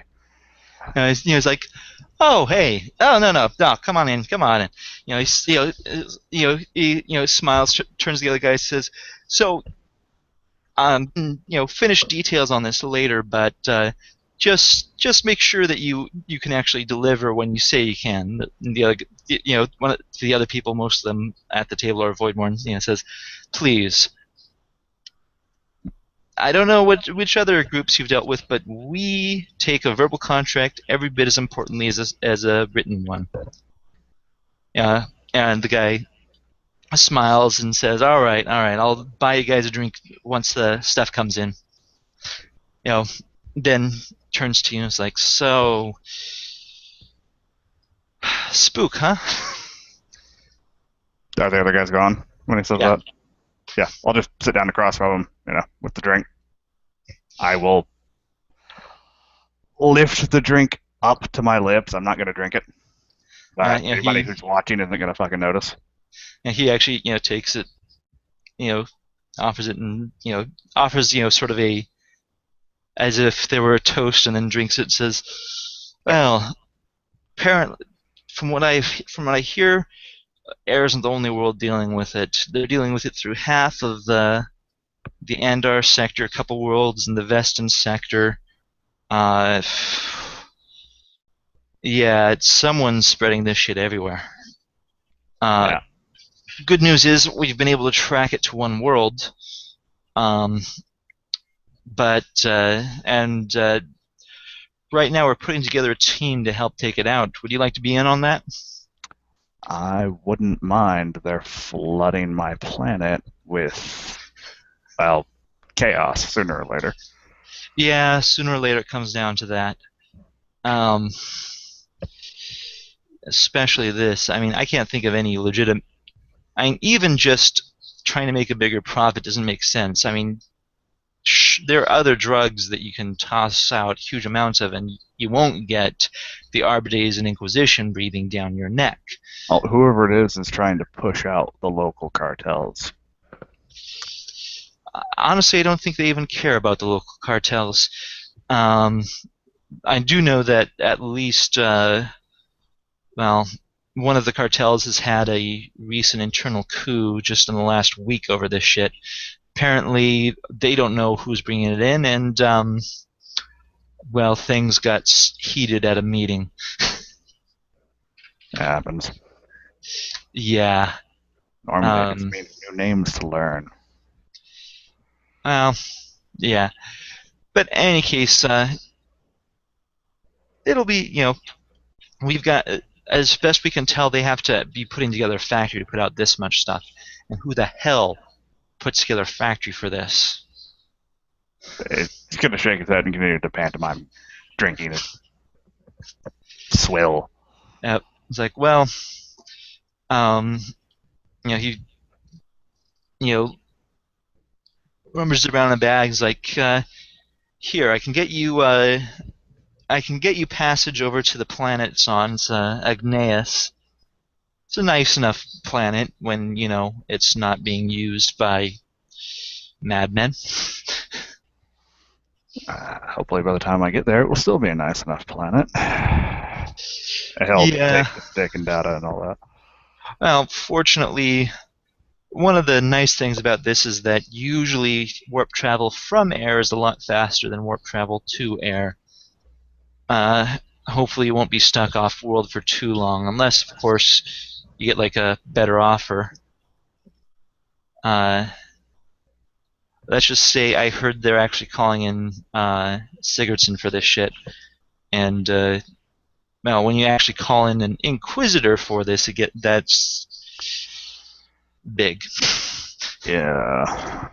Commercial transport or private? There's actually Rogue Trader.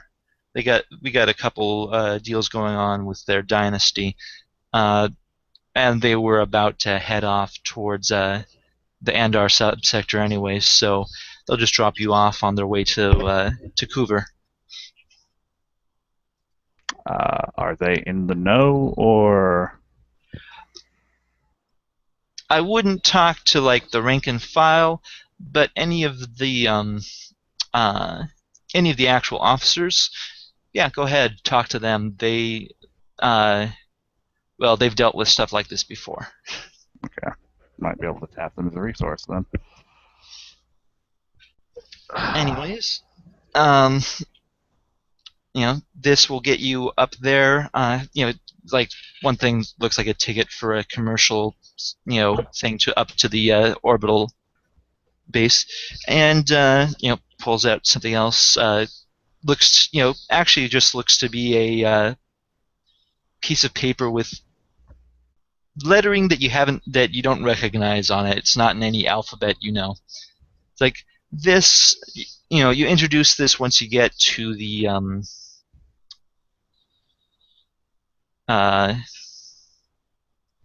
sorry, I had a name and then it jumped out of my head. Once you get to the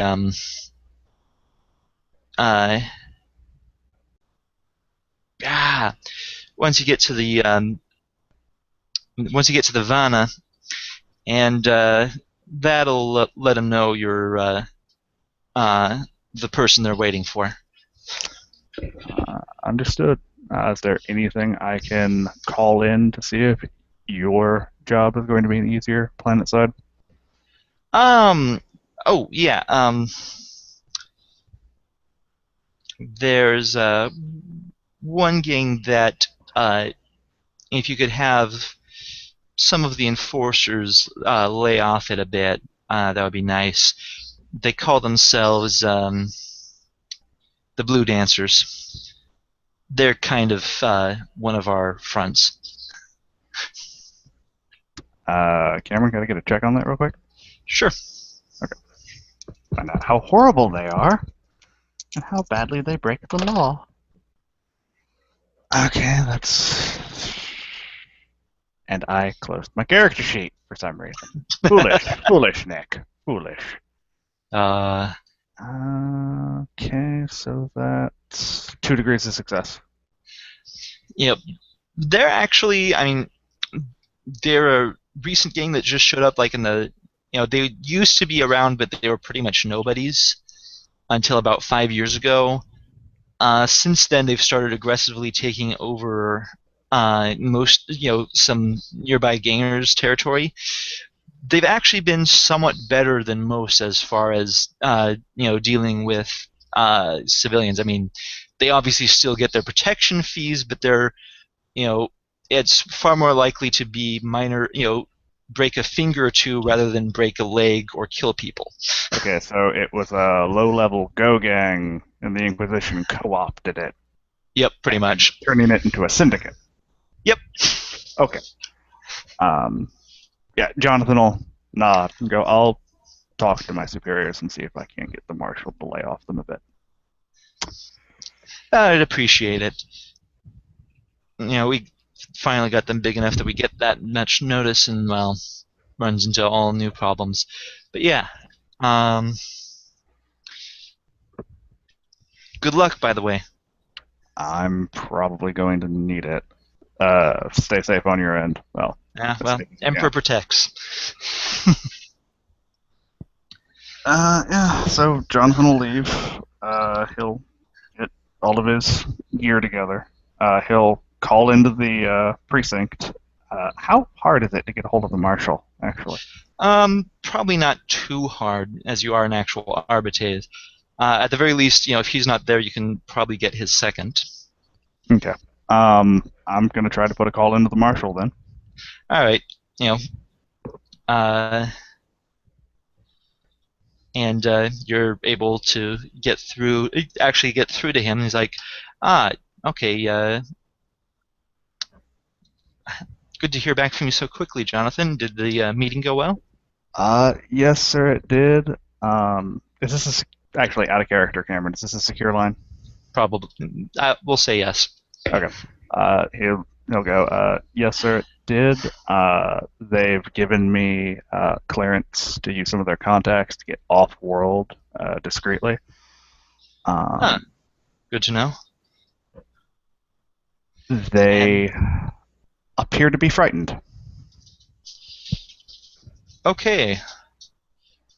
All right. So if the Inquisition is shitting its pants, that means we should be shitting our second pair of pants then. Yeah, they're trying to stem this at the source. I'm going to try and help. Oh, good. Well, they did make a request. Mm-hmm. You're familiar with the Blue Dancers? Their names started crossing my desk recently, yes. If I recall correctly, they're a little less violent than most of the thugs at their level. Yeah, I figured that was because they were new. But if that's, is this sort of, they have a good influence working on them? Yes, they may in fact be turning into a proper front. Okay, we'll ease up a bit. Obviously, we can't remove it completely, otherwise their cover would be blown. But yeah, no, we can at least make things a little bit easier for them. And besides, well, it's not like we don't have 3 gangs that are backed by nobles. And that Jonathan's just going to shake his head. I'm sure the Marshal knows his opinion on that. Jonathan is a very straightforward, the nobility exists to support the people and maintain the peace and order under the Emperor's rule, blah, blah. Yeah. We'll give them a bit more leeway, and if anyone asks, well, we can just put out that there's a 4th noble that's getting into the gang business. At the very least, that'll give them a bit of misdirection. Yeah, Jonathan will nod. I'm sure they'll appreciate that, sir. Assuming this doesn't turn into a massive cluster, I will try to get in contact with you at the end of the operation. All right. Well, and of course, assuming the Inquisition doesn't, decide, oh, hey, this is need to know, and not even the Arbites need to know. I'm that sure one 5 times in my career. I'm sure they wouldn't mind if I called home and let my precinct know I didn't have my brain splattered all over the place. That'll probably be fine. All right, well, good luck to you, and Emperor go with you. Emperor protects. And then Jonathan will hang up and go about getting on board the rogue trader, or getting on board with the rogue traders. So. You're able, getting up to the, to orbit fairly easy. Among other things, the ticket gave you a, false identity card that, if you tried to check it before you got there, it looked almost more legit than your own identity card. That does not surprise me in the least. It's the Inquisition. They have more money than my family does. God damn Inquisition. But yeah, you're able to get up to the ship, and the over at the Vana, not that hard to figure out where the Vana is docked. The little thing you showed, they they look at it and they go, really? It's like, okay, come on in, yeah. Welcome aboard. There are about 3 different guys there. It's like, well, aboard, we'll just have Brucey here take you to quarters we got set up.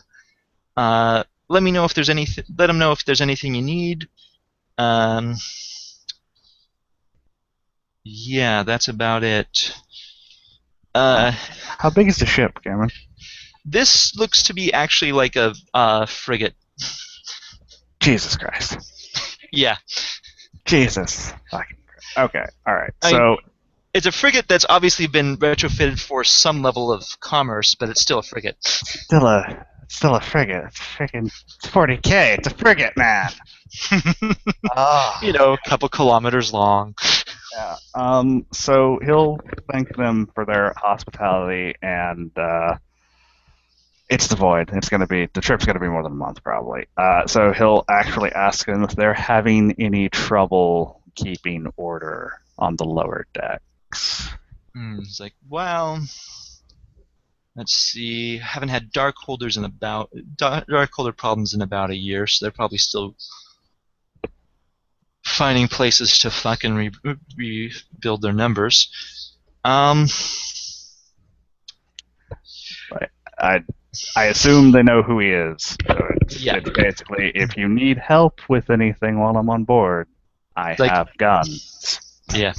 It's like, well, I'll let the watch y'all know. In case you have got anything you need, we can. Anything where he thinks he will be an asset, he'll definitely let you know. Mostly, though, other than dropping off at Agnes, and actually we can pick up a few shipments of ore that we can use for that. This will be pretty straightforward. So hey, welcome aboard, and you can go ahead. Let's see. The Watch Jarl, the Purse Jarl, and well, out of respect, we call him the Ship Jarl, but he's really the Magos that runs our engines. They're usually willing to talk with people. Just the Magos is weird, even for Mechanicum. I don't plan on touching any of the machinery. Oh no! I wasn't saying that. I was just saying, like he's. Oh no, weird. no!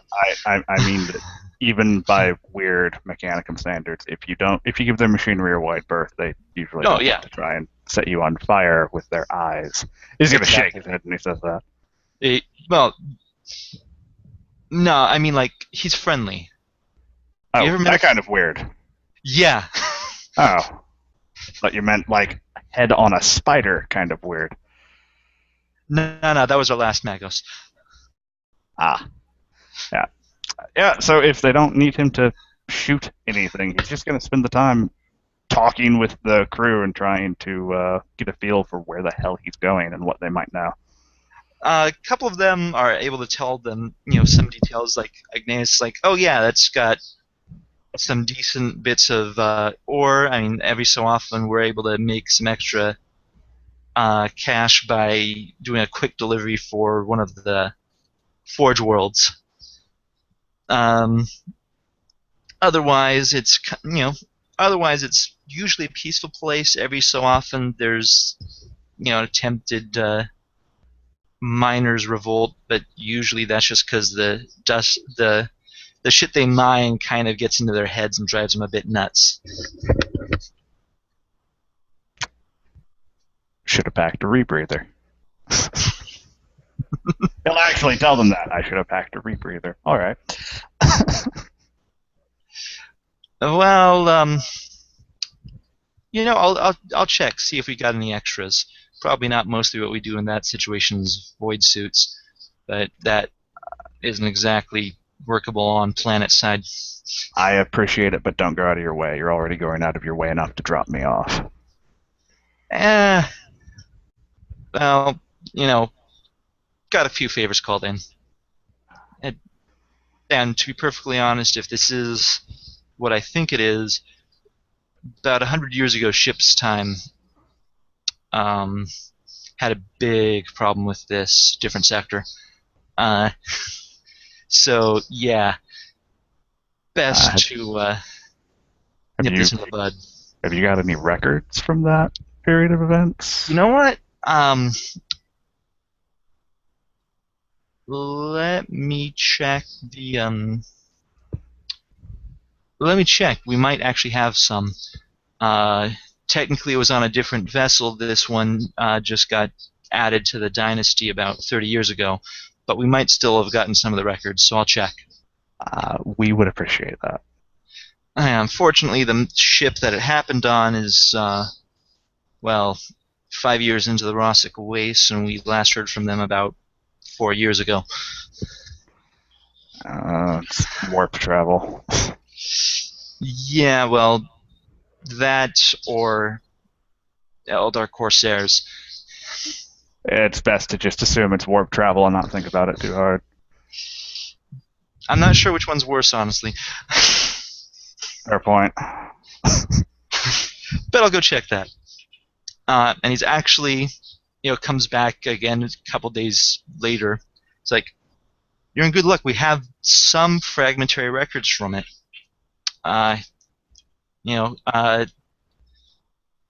Fortunately, it was actually in the Watch Jarl's records of all things. Hands it over. And basically the gist of it is there was there was a small group that was attempting to do some trading on the side. One interesting thing you notice is none of the planet names are familiar. In fact, but it mentions member of the two Carls, one from the merchant side of things, and one from the actual infrastructure side of things that apparently had a little side deal going on and didn't want to give the proper share of it to the higher ups. So Watch Carl was assigned, and the Watch Carl ended up heading down with them, acting as a method to get them down, and then apparently everything went bad. He was arrested, and according to the court records they were able to grab, it was there was apparently some level of psychoactive drug involved. Effectively, what would be called spook. Yeah. Jonathan will thank them for the effort they went through. Yep. And he'll tell them if they're in system anytime soon, tell the marshal that they've got a marker, and he'll give them the appropriate phrase. They'll need to be able to call in the marker with the marshal. And they nod, and says, "Thanks, appreciate that. We'll keep that in mind." He briefly makes a note of the phrase and tucks it away. But yeah, for the most part, the travel's uneventful. One brief period of turbulence, but that's considering that even subjective time. It's about 2 weeks travel so far. Jonathan tries to avoid warp travel. This is not fun. And then actually about 2 days after that, you suddenly hear that they're transiting to real space, which is about at least a week sooner than you expected. Okay, it's a week sooner than they expected to actually get there. Yeah. He's getting his guns ready just in case. And Brucey comes on and over, says, "Well, apparently that little storm we hit, well, more of a squall." Okay, the correct thing doesn't apparently have a proper translation into human mind frames from what I was able to get from the navigator. But the little bit of turbulence we hit sped us up about a week. So that was far more convenient than the last warp storm I was in. Far more convenient. Well, so long as it wasn't one of the thrice cursed. We hit turbulence and we came out a month late. Yeah, no, we've had that happen too, but usually we're able to ride them out. We got some, let's just say we got some hidden modifications that are pretty useful. Well, he'll, actually compliment their navigator's skill anyway. So. But yeah, we'll, so yeah, I'll be taking you down to the thing. Oh yeah, one thing you might notice, the Inquisition on this planet likes to make their presence known, if not always their intentions. Let's just say the last couple of mine revolts might have been outside agitators. When you say they make their presence known, do you mean they announce themselves? They let people know they're there, or Well, they most rent worlds, advertising space? most worlds, I mean, big enough world, you'll get at least one inquisitorial fortress. That's fairly obviously there, and then of course, however many actual hidden safe houses they have, and of course, ask 3 inquisitors and you'll get 10 answers. This one, their inquisitor, it's not a high population world, but their inquisitorial fortress, they like to advertise. They have a watchtower, don't they? Yeah, pretty much.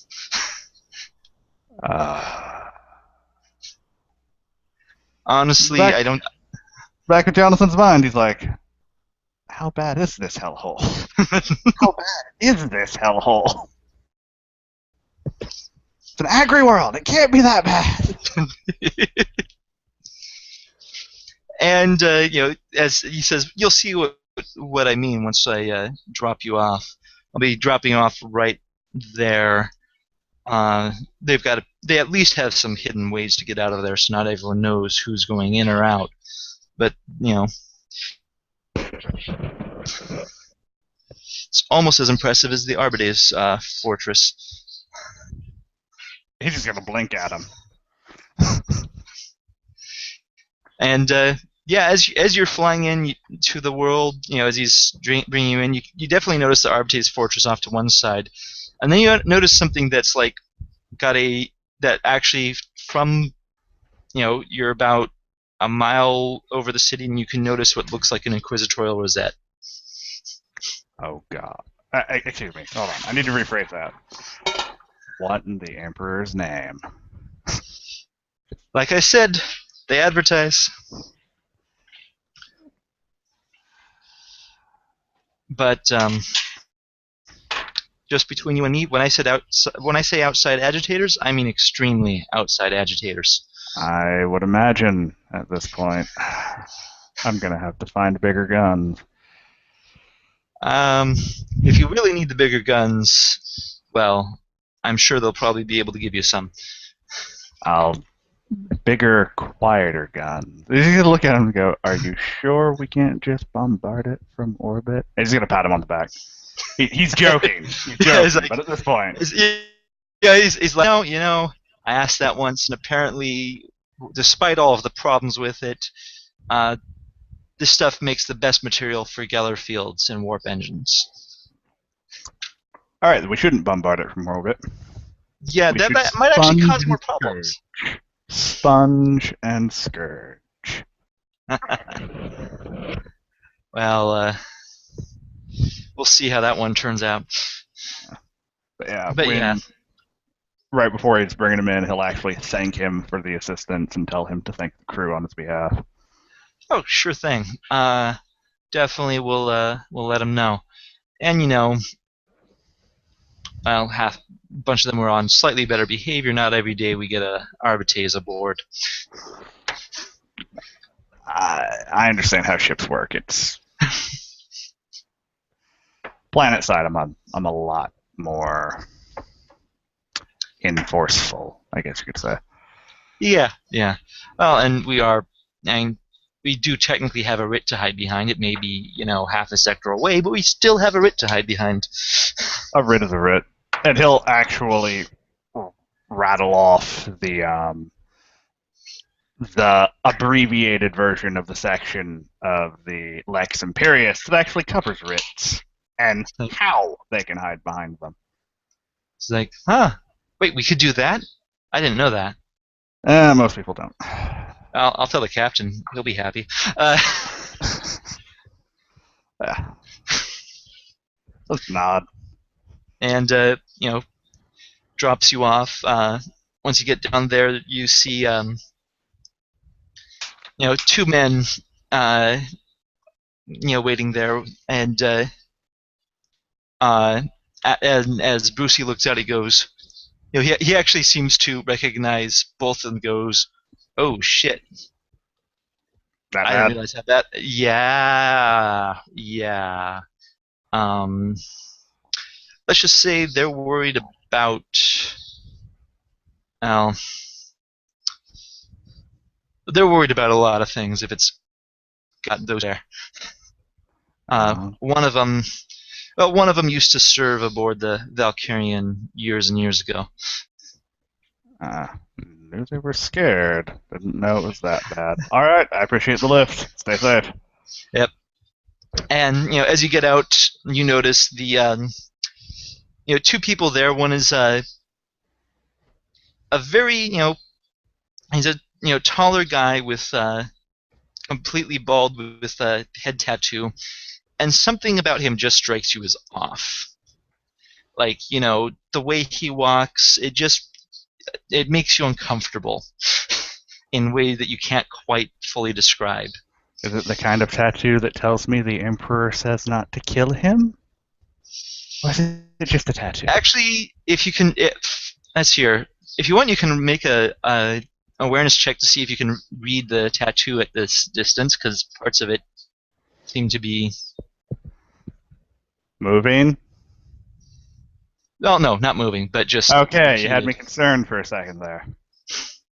God, not ready for moving tattoos yet. No. No. No.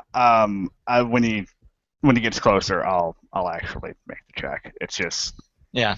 The other guy seems to be somewhat shorter, the grayish pallor common to some Voidborn, shock of red hair, and he's wearing actually what looks to be guard flak, very old guard flak.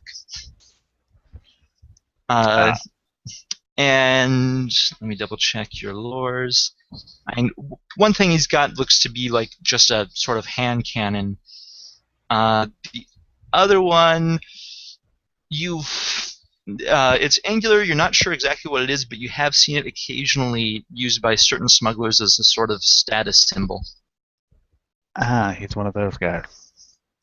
Okay. And does seem to be a blast pistol of some sort. Probably so he deals more with the criminal element then. Mm-hmm. Okay. So, comes on up, it's like, hey, welcome. I'm Gunnar, this is Valerian, and we hear you've actually been fighting some of the people that have been getting this, what was it? Devadust, they're calling it now. Are we alone in the area outside of the... Yeah, no, this is actually like a landing pad up high up on the tower. Okay. Yeah, and he's in regular garb. He's not wearing dress uniform or combat gear. Yep. That would be foolish. He's got his gear stowed. Yep. He'll look to... Gunnar's the one who's talking, right? Yep. Okay, he'll look to Gunnar and say, just flat, simply, Arbitrator Jonathan Connors, and he'll hold up the data pad that the rogue traders gave him. Takes a look at it, goes, cool. Hey, so if you come with us, we can get you situated, and I think we've actually got everyone on the team I'm putting together. We're just waiting on one. He'll nod and he'll follow. It's like, and are you going to try and read the tattoos now? Yes. Okay, at this distance, it'll be a +20 awareness check.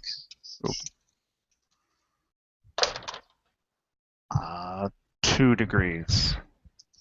All right. As best you can tell, it looks like the writings of an Imperial death cult tattooed across his scalp. Okay, so it's not sanctioned psyker or anything that says, do not blow this man's brains out. Nope. But, there's probably good reasons not to try and blow his brains out. Oh, no, right? He's in an inquisitorial death fortress that looks like a giant flower of doom. I can only assume he's kosher, it's just he creeps me the fuck out. I just wanted to make sure. Exactly. And yeah, and he brings you on in. And all right, so that is your prelude done. Thank you, sir. And now, next up is Erica. You can turn your camera and audio back on. Okay, is it back? Yes. I wasn't showing up on my own computer for a while. Right. Okay. Alrighty. So,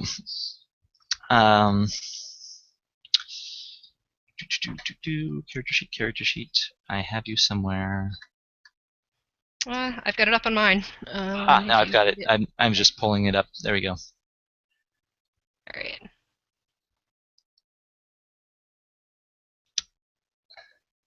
So, as you've recently come back to the sector of your birth, of which you remember some details but not everything. As unfortunately some of the sanctioning process required them to rebuild your skull. Oh, okay. But you still remember enough details that and you've been it didn't actually cause any serious damage, just some mild memory loss is all. Wait, what happened?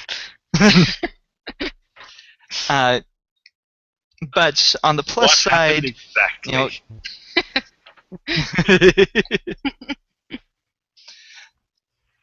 They don't have the sanctioning chart anymore. But she took something as part of her starting equipment, so I just added in a bit of fluff for it. What was it? The cyber skull or? Yeah, the cranial implants. Cranial implants, yes. So as an actual Imperial Psyker, you've mostly been assigned to battlefield support, which you've actually turned out to be somewhat effective at dealing with. Mostly in these areas, orcs and the occasional other random xenos. Fortunately, so far, that's all you've actually had to face in battle. You've heard stories about some of the other things you might have to face, and you're like, I'm not sure I can fight that yet. But after your most recent assignment, you were brought back, and one of your superiors in the Adeptus Astra Telepathica says, well, we've had a requisition for a biomancer. And yeah, they haven't really told me much other than where it is in the Endus subsector. No, we mean you. I know. But in any case, we'll be sending you off to the Inquisitorial Fortress in Agneus. You are lucky. You're actually going to be meeting some of the Inquisitor's personal retinue en route. Looking forward to it. From what we are able to tell, though, it is unfortunately some local variant of spook that's been tampered with to make it even more devastating. Oh, I see. Let's just the effects of that once or twice. Yeah, and of course it was covered in your training, but yeah, but I forgot. Of course. Memory loss. Yes. In any case, what we do know is that it's actually capable of producing very powerful psychic phenomena even when ingested by non-psychers. So we're kind of... And I hear that at least one hive spire was severely damaged in Mahavir by someone pulling off a vortex of doom. Oh. Which, you'd probably know is one of the most powerful telekinetic powers. It's like, So, This was not a trained psyker, I'm guessing. no. This was someone who took this variant of the drug. So, since we definitely have a vested interest in taking down anything producing this, as it also tends to be ingested most regularly either by, well, idiots, hopefuls, and weirds, Mm-hmm. we will be sending you to assist in whatever capacity you can. And to be perfectly honest, we think you have a greater chance of surviving this than some of our other biomancers. Oh, well, that's good. Not entirely certain what you'll be facing there, but as we said, you'll be personally meeting with some of the Inquisitor's retinue. In fact, one of them will be taking you to their ship right now, and Okay. and walks someone through the door, and when you look at him, he just kind of feels cold and wrong to you, Ooh. and he just says, and What does he look like? he's about 6 feet tall, blonde hair, green eyes, pale complexion, and it just looks like his hair is a bit more unkempt than normal, but beyond that, you just have the feeling that he's wrong. Mm-hmm. So there's nothing physical about him that would give me that indication. He just No. looks... But yeah, he says, "You, Emilia Camilla?" Yes. All right. Come on with, and I'll introduce you to someone who's far less likely to, piss off everyone in this room. You're actually noticing your superior is just kind of pointedly looking away from him. Wait, I'm looking away from him. It's like, so come on. Okay. And Yeah. he leads you through. You are able to get out towards the edge of the ship that you were in, and takes you into a small gun cutter. Mm-hmm. Starts piloting it. It's like, he kind of looks at you and says, "Huh. Well, normally they figure out what I am right away. Okay. Well, my name's Kyle, and I'll be piloting us." And just sort of takes off, heads over towards. You're not entirely certain about the nomenclature, but you're fairly certain this is a warship of some kind. Oh. Any more detail about what's going on? Or... Kyle's like, oh yeah. We tracked it to Igneus, and I know that a couple of my of other guys like me have been brought in, so they're really, really worried that there might be some demons coming in, and we're kind of good against demons, and they think there's a factory making this shit, and that's bad. And it's also dropping off some production in the Forge world, and that's bad. And yeah, they're not sure what exactly is causing it, but they called in the Inquisitor, so it's bad. Sounds like it. Is there any more detail? What does he mean by guys like him? Make a -10 Forbidden Lore Psychers test. Okay. So basically, roll a d100. You have to get at least 10 under your intelligence score. All right. The dice. Wait, which one? D100? Yeah, D100. That's the percent. Okay. 8. Okay. 10 under my intelligence score. Yeah. Well, it's at least 20 under you made degrees of success. You finally figured out what he is. He's what's called variably an untouchable, a null, or a pariah. Okay. He's basically the opposite of a psyker. Mhm. And what you can't figure out is why he's not freaking you out more than he already is. Because from what you've heard, usually, they're basically like a black hole in the warp. According to some stories within the Adeptus Astra Telepathica, they don't have souls. This guy, he seems wrong, but he doesn't seem nearly as wrong as you would have been led to expect. Interesting. But yeah, he's sort of. But at the very least, he does seem to be a competent pilot. Whatever other shortcomings he has. That's good, if nothing else. Yep.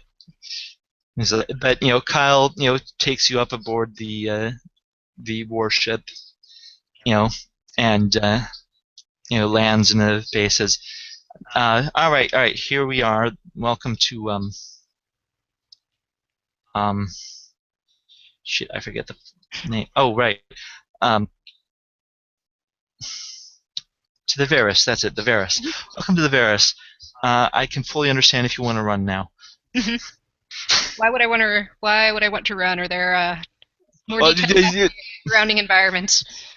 Actually, there's nothing wrong except for him. Except what he's already told me, and yeah. Okay. He seems to be well aware of the effect he has on psychers.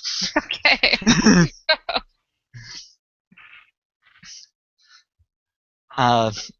So yeah. So I take it you disembark.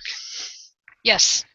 Yeah, you're actually met by, as you get off, some other people that do not twig you as wrong, and one of them's like, welcome aboard.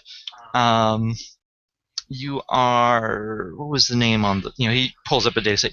Yes, Amelia Kamala. Welcome to the ship. Okay. To the Varus. We will be leaving as soon as we're clear of everyone else and aren't actually going to take half the fleet into the warp with us. So, what exactly have you been told? They've told me that there is some particularly bad version of spook going around. They're trying to investigate it. Somebody destroyed a building in the hive world who was using this stuff as an unsanctioned psyker. Yeah, I heard about that. That was kind of, well, unfortunate at the very least. Then again, I think they might have had some structural instability there to begin with. But yeah, have you ever? I'm guessing they probably stuck you mostly in the fighting. You've never been to Igneus before? No, never. I've mostly been working on the battlefield with my biomancy training that I got back in the Adeptus Astra Telepathica Academy. Yeah. Well, okay. It looks at you as like, well, okay, I can definitely see why they trained you on the biomancy. I think you've got well, you're big. I am from a feral world, so That kind of explains it. You're not actually that big, but he seems to be looking in. Actually, you can make a quick Psyniscience test. Sure. Since you have warp sense, and this will be at a +10. So you have to make at least 10 over or at most 10 over your perception. All right. 5. Wow. Okay, so yeah. First off, you're able to tell that he's also a psyker, but he doesn't appear to have any overt characteristics of being sanctioned. or he doesn't look to have gone through the soul bonding ritual that would make an astropath. Mm-hmm. That said, he still has some of the noticeable psychers. It looks like he has been sanctioned at the very least. Mm-hmm. But he just comes up, says, "All right, we'll head on over." As for me, I'm this group's psyker. My focus is on divination and telepathy. Obviously, because of some of the stuff we do, I don't quite advertise, but I did go to Holy Terra. As did the Inquisitor. But yeah, let's just say it's at least one of the subsector governors is already shitting his pants over this. So. Oh yeah, sounds like it's pretty bad from what I've heard. Yeah. But honestly, I don't think they're shitting their pants enough, because we got some indication that there might be some Xenos activity behind it. Okay. And around here, pretty much the only options for Xenos are Eldar or worse. We're just hoping it's not the or worse. Mm-hmm.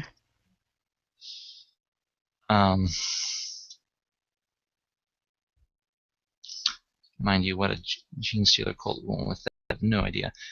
But yeah, come on over. We'll if you want, you can meet the Astropaths. They're okay guys for people who had their eyes burnt out. Oh yeah, I definitely would like to meet them. I bet fully half of them are actually sane. It's great. Oh, that's good. That's more than normal, right? A little. And yeah, and he does introduce you, and yeah, some astropathic choirs you run into, most of them are pretty much only good for passing on the information, but they seem to have a few intelligent ones. And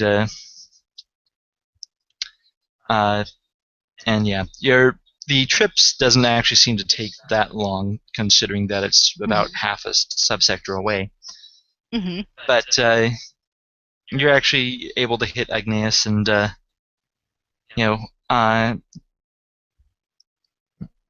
guys, the other psychic says, "I'm sorry, but we have to give you over to Kyle. At least he's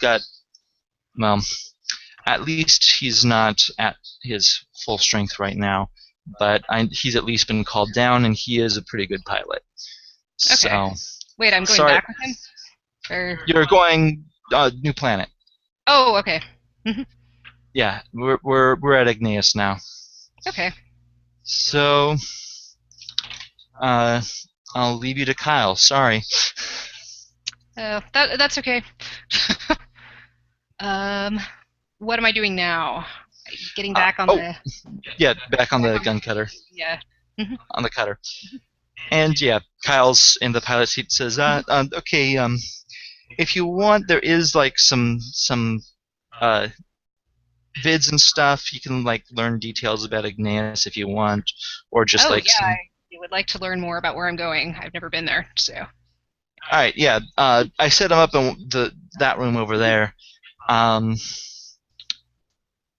It's okay. I'll be honest, it's kiddie shit, but it's still better than nothing.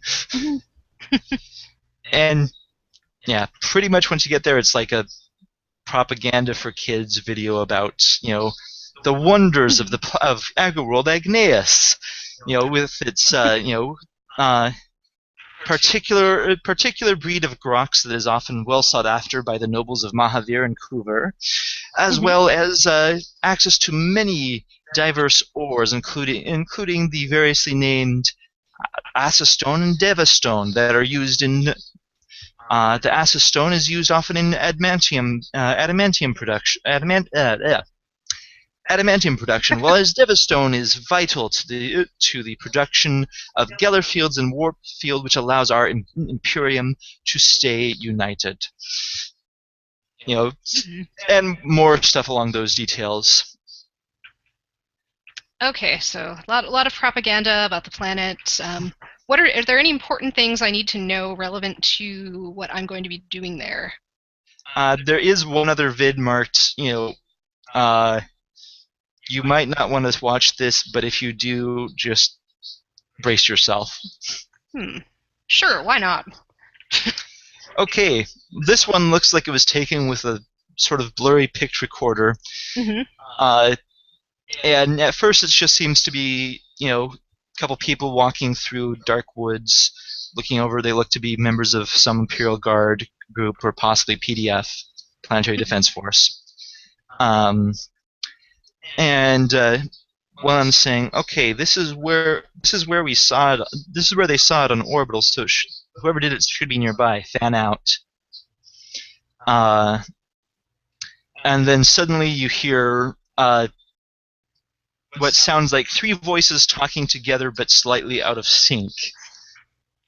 That says, "Fresh meat," and suddenly,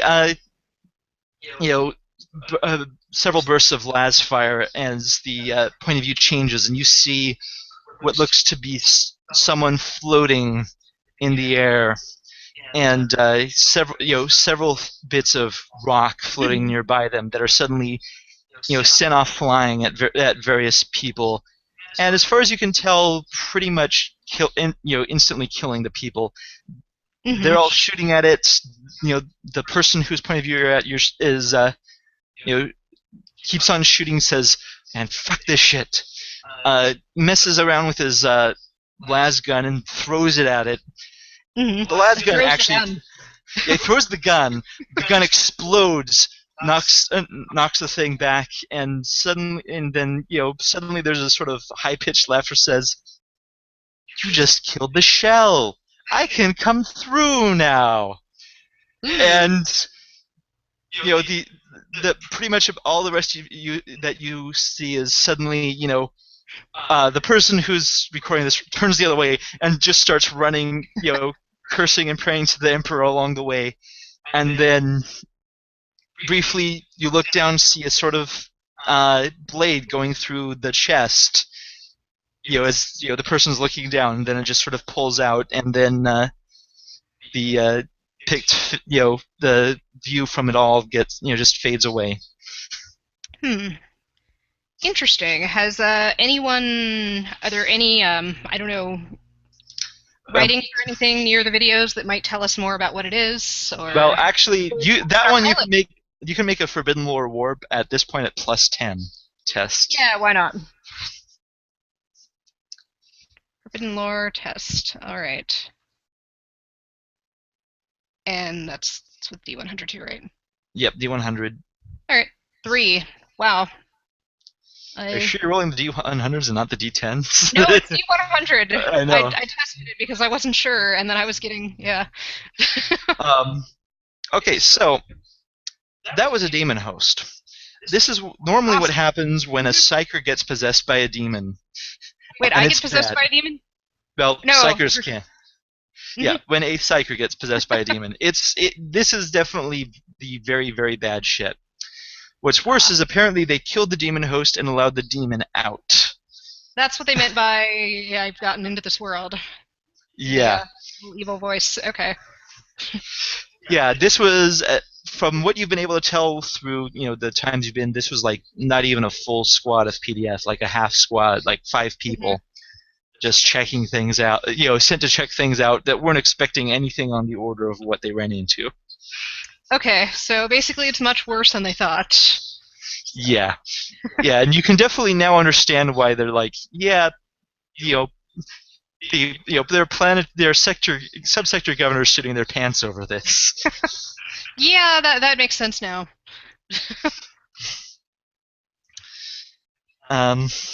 So, but yeah, other than the, brace yourself if you watch this, those are pretty much the only 2 vids in there. Okay. Other than like some random. Kyle, our pilot, know anything about it? All right, so go up and Okay. He turns around and says, "So I heard you saw the other one. Yeah. The person that was the host he weren't no psyker. Was he one of the people who's been taking the Actually, I think he was just a miner. They were able to find part of the corpse and identify him. If this is happening to the miners, I mean, okay, they get like little bits of Devastone that kind of, after like long enough, like a decade or two, you'll occasionally see bits of the warp, but that's about it. I mean it. But this is some new shit, and yeah, I'm kind of I'm just hoping enough of us make it out of this alive. But they're gonna be using us, and they're gonna be using Vesper, and he's like really really good at this. So it should be good, but I ain't certain. And I think they got a factory somewhere making this shit, which means they're crazy. Because I mean, making this shit in a very small lab, that's crazy. Making a factory of this shit, that's crazy. Wow. But we're oh, you can see the Citadel out there. And, yeah, because you've been flying down, you can actually see what looks like an inquisitorial rosette from almost a mile up, which that's a bit unusual. And this isn't even a hive city. This is like this is a city by year 2000 standards, a big city by year 2000 standards, but it's not a hive city.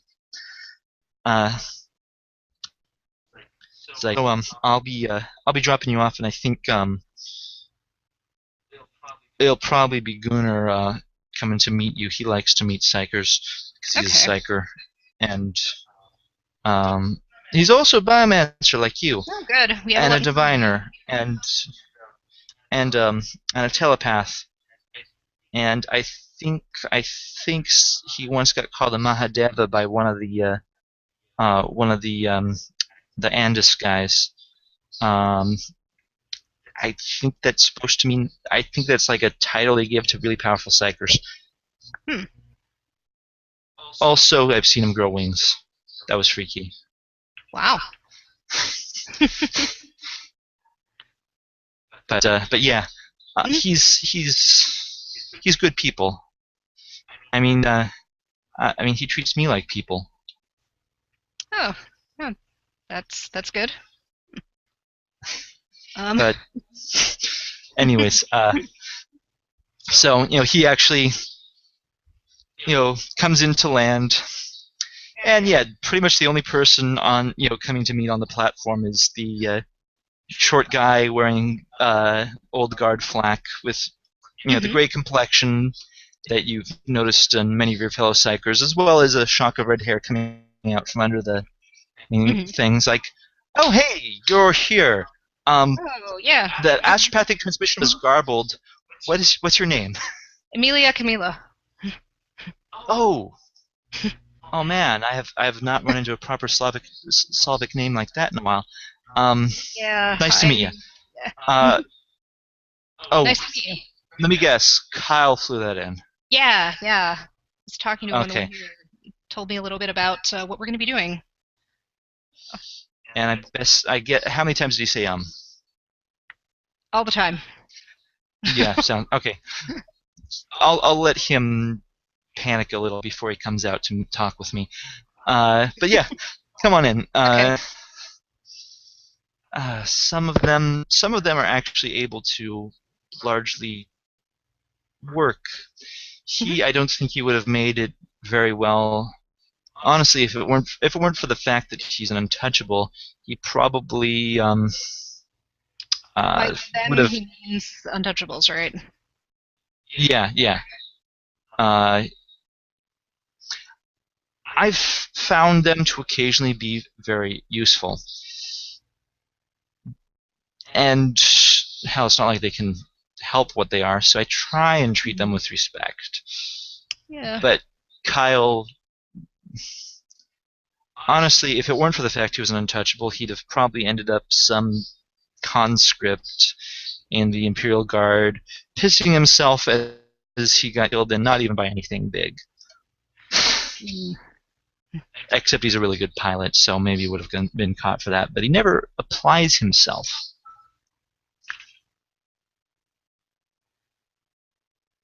Anyways, come on in. I'll get you up to speed on things, and you can meet everyone else. Okay. And I think we might just have a new one. Vesper radioed in, said he ran into a Magos, or not a Magos, tech priest. He still does. Well, he calls most of them Magos, anyways. I think he just does it to tweak me. So, who all are I supposed to be meeting? You or to the other people? Let's see here. We got 2 Arbidaes. Okay. We've got an Imperial Guard captain. Who knows? You maybe even worked with him. Haven't. Maybe. I've worked with a few of them. I'll see once I meet them. Yes, those 2, the Magos. That and those are the only ones that are not part of the Inquisitor's retinue. And you've met me, you've met Kyle, you'll meet Vesper, and he'll do his best not to upset you too much. Why would he upset me? Well, because he's also an untouchable. Okay. And there's the Magos that's working with us. There's a couple others. But yeah, coming in, we'll get everyone introduced. Okay. All right. And we'll end the prelude there, and for that, we'll also end the broadcast. Thank you for anyone who's watching or is watching this in the future. I will, when I post this, also post a link to the wiki I've set up for the sector. And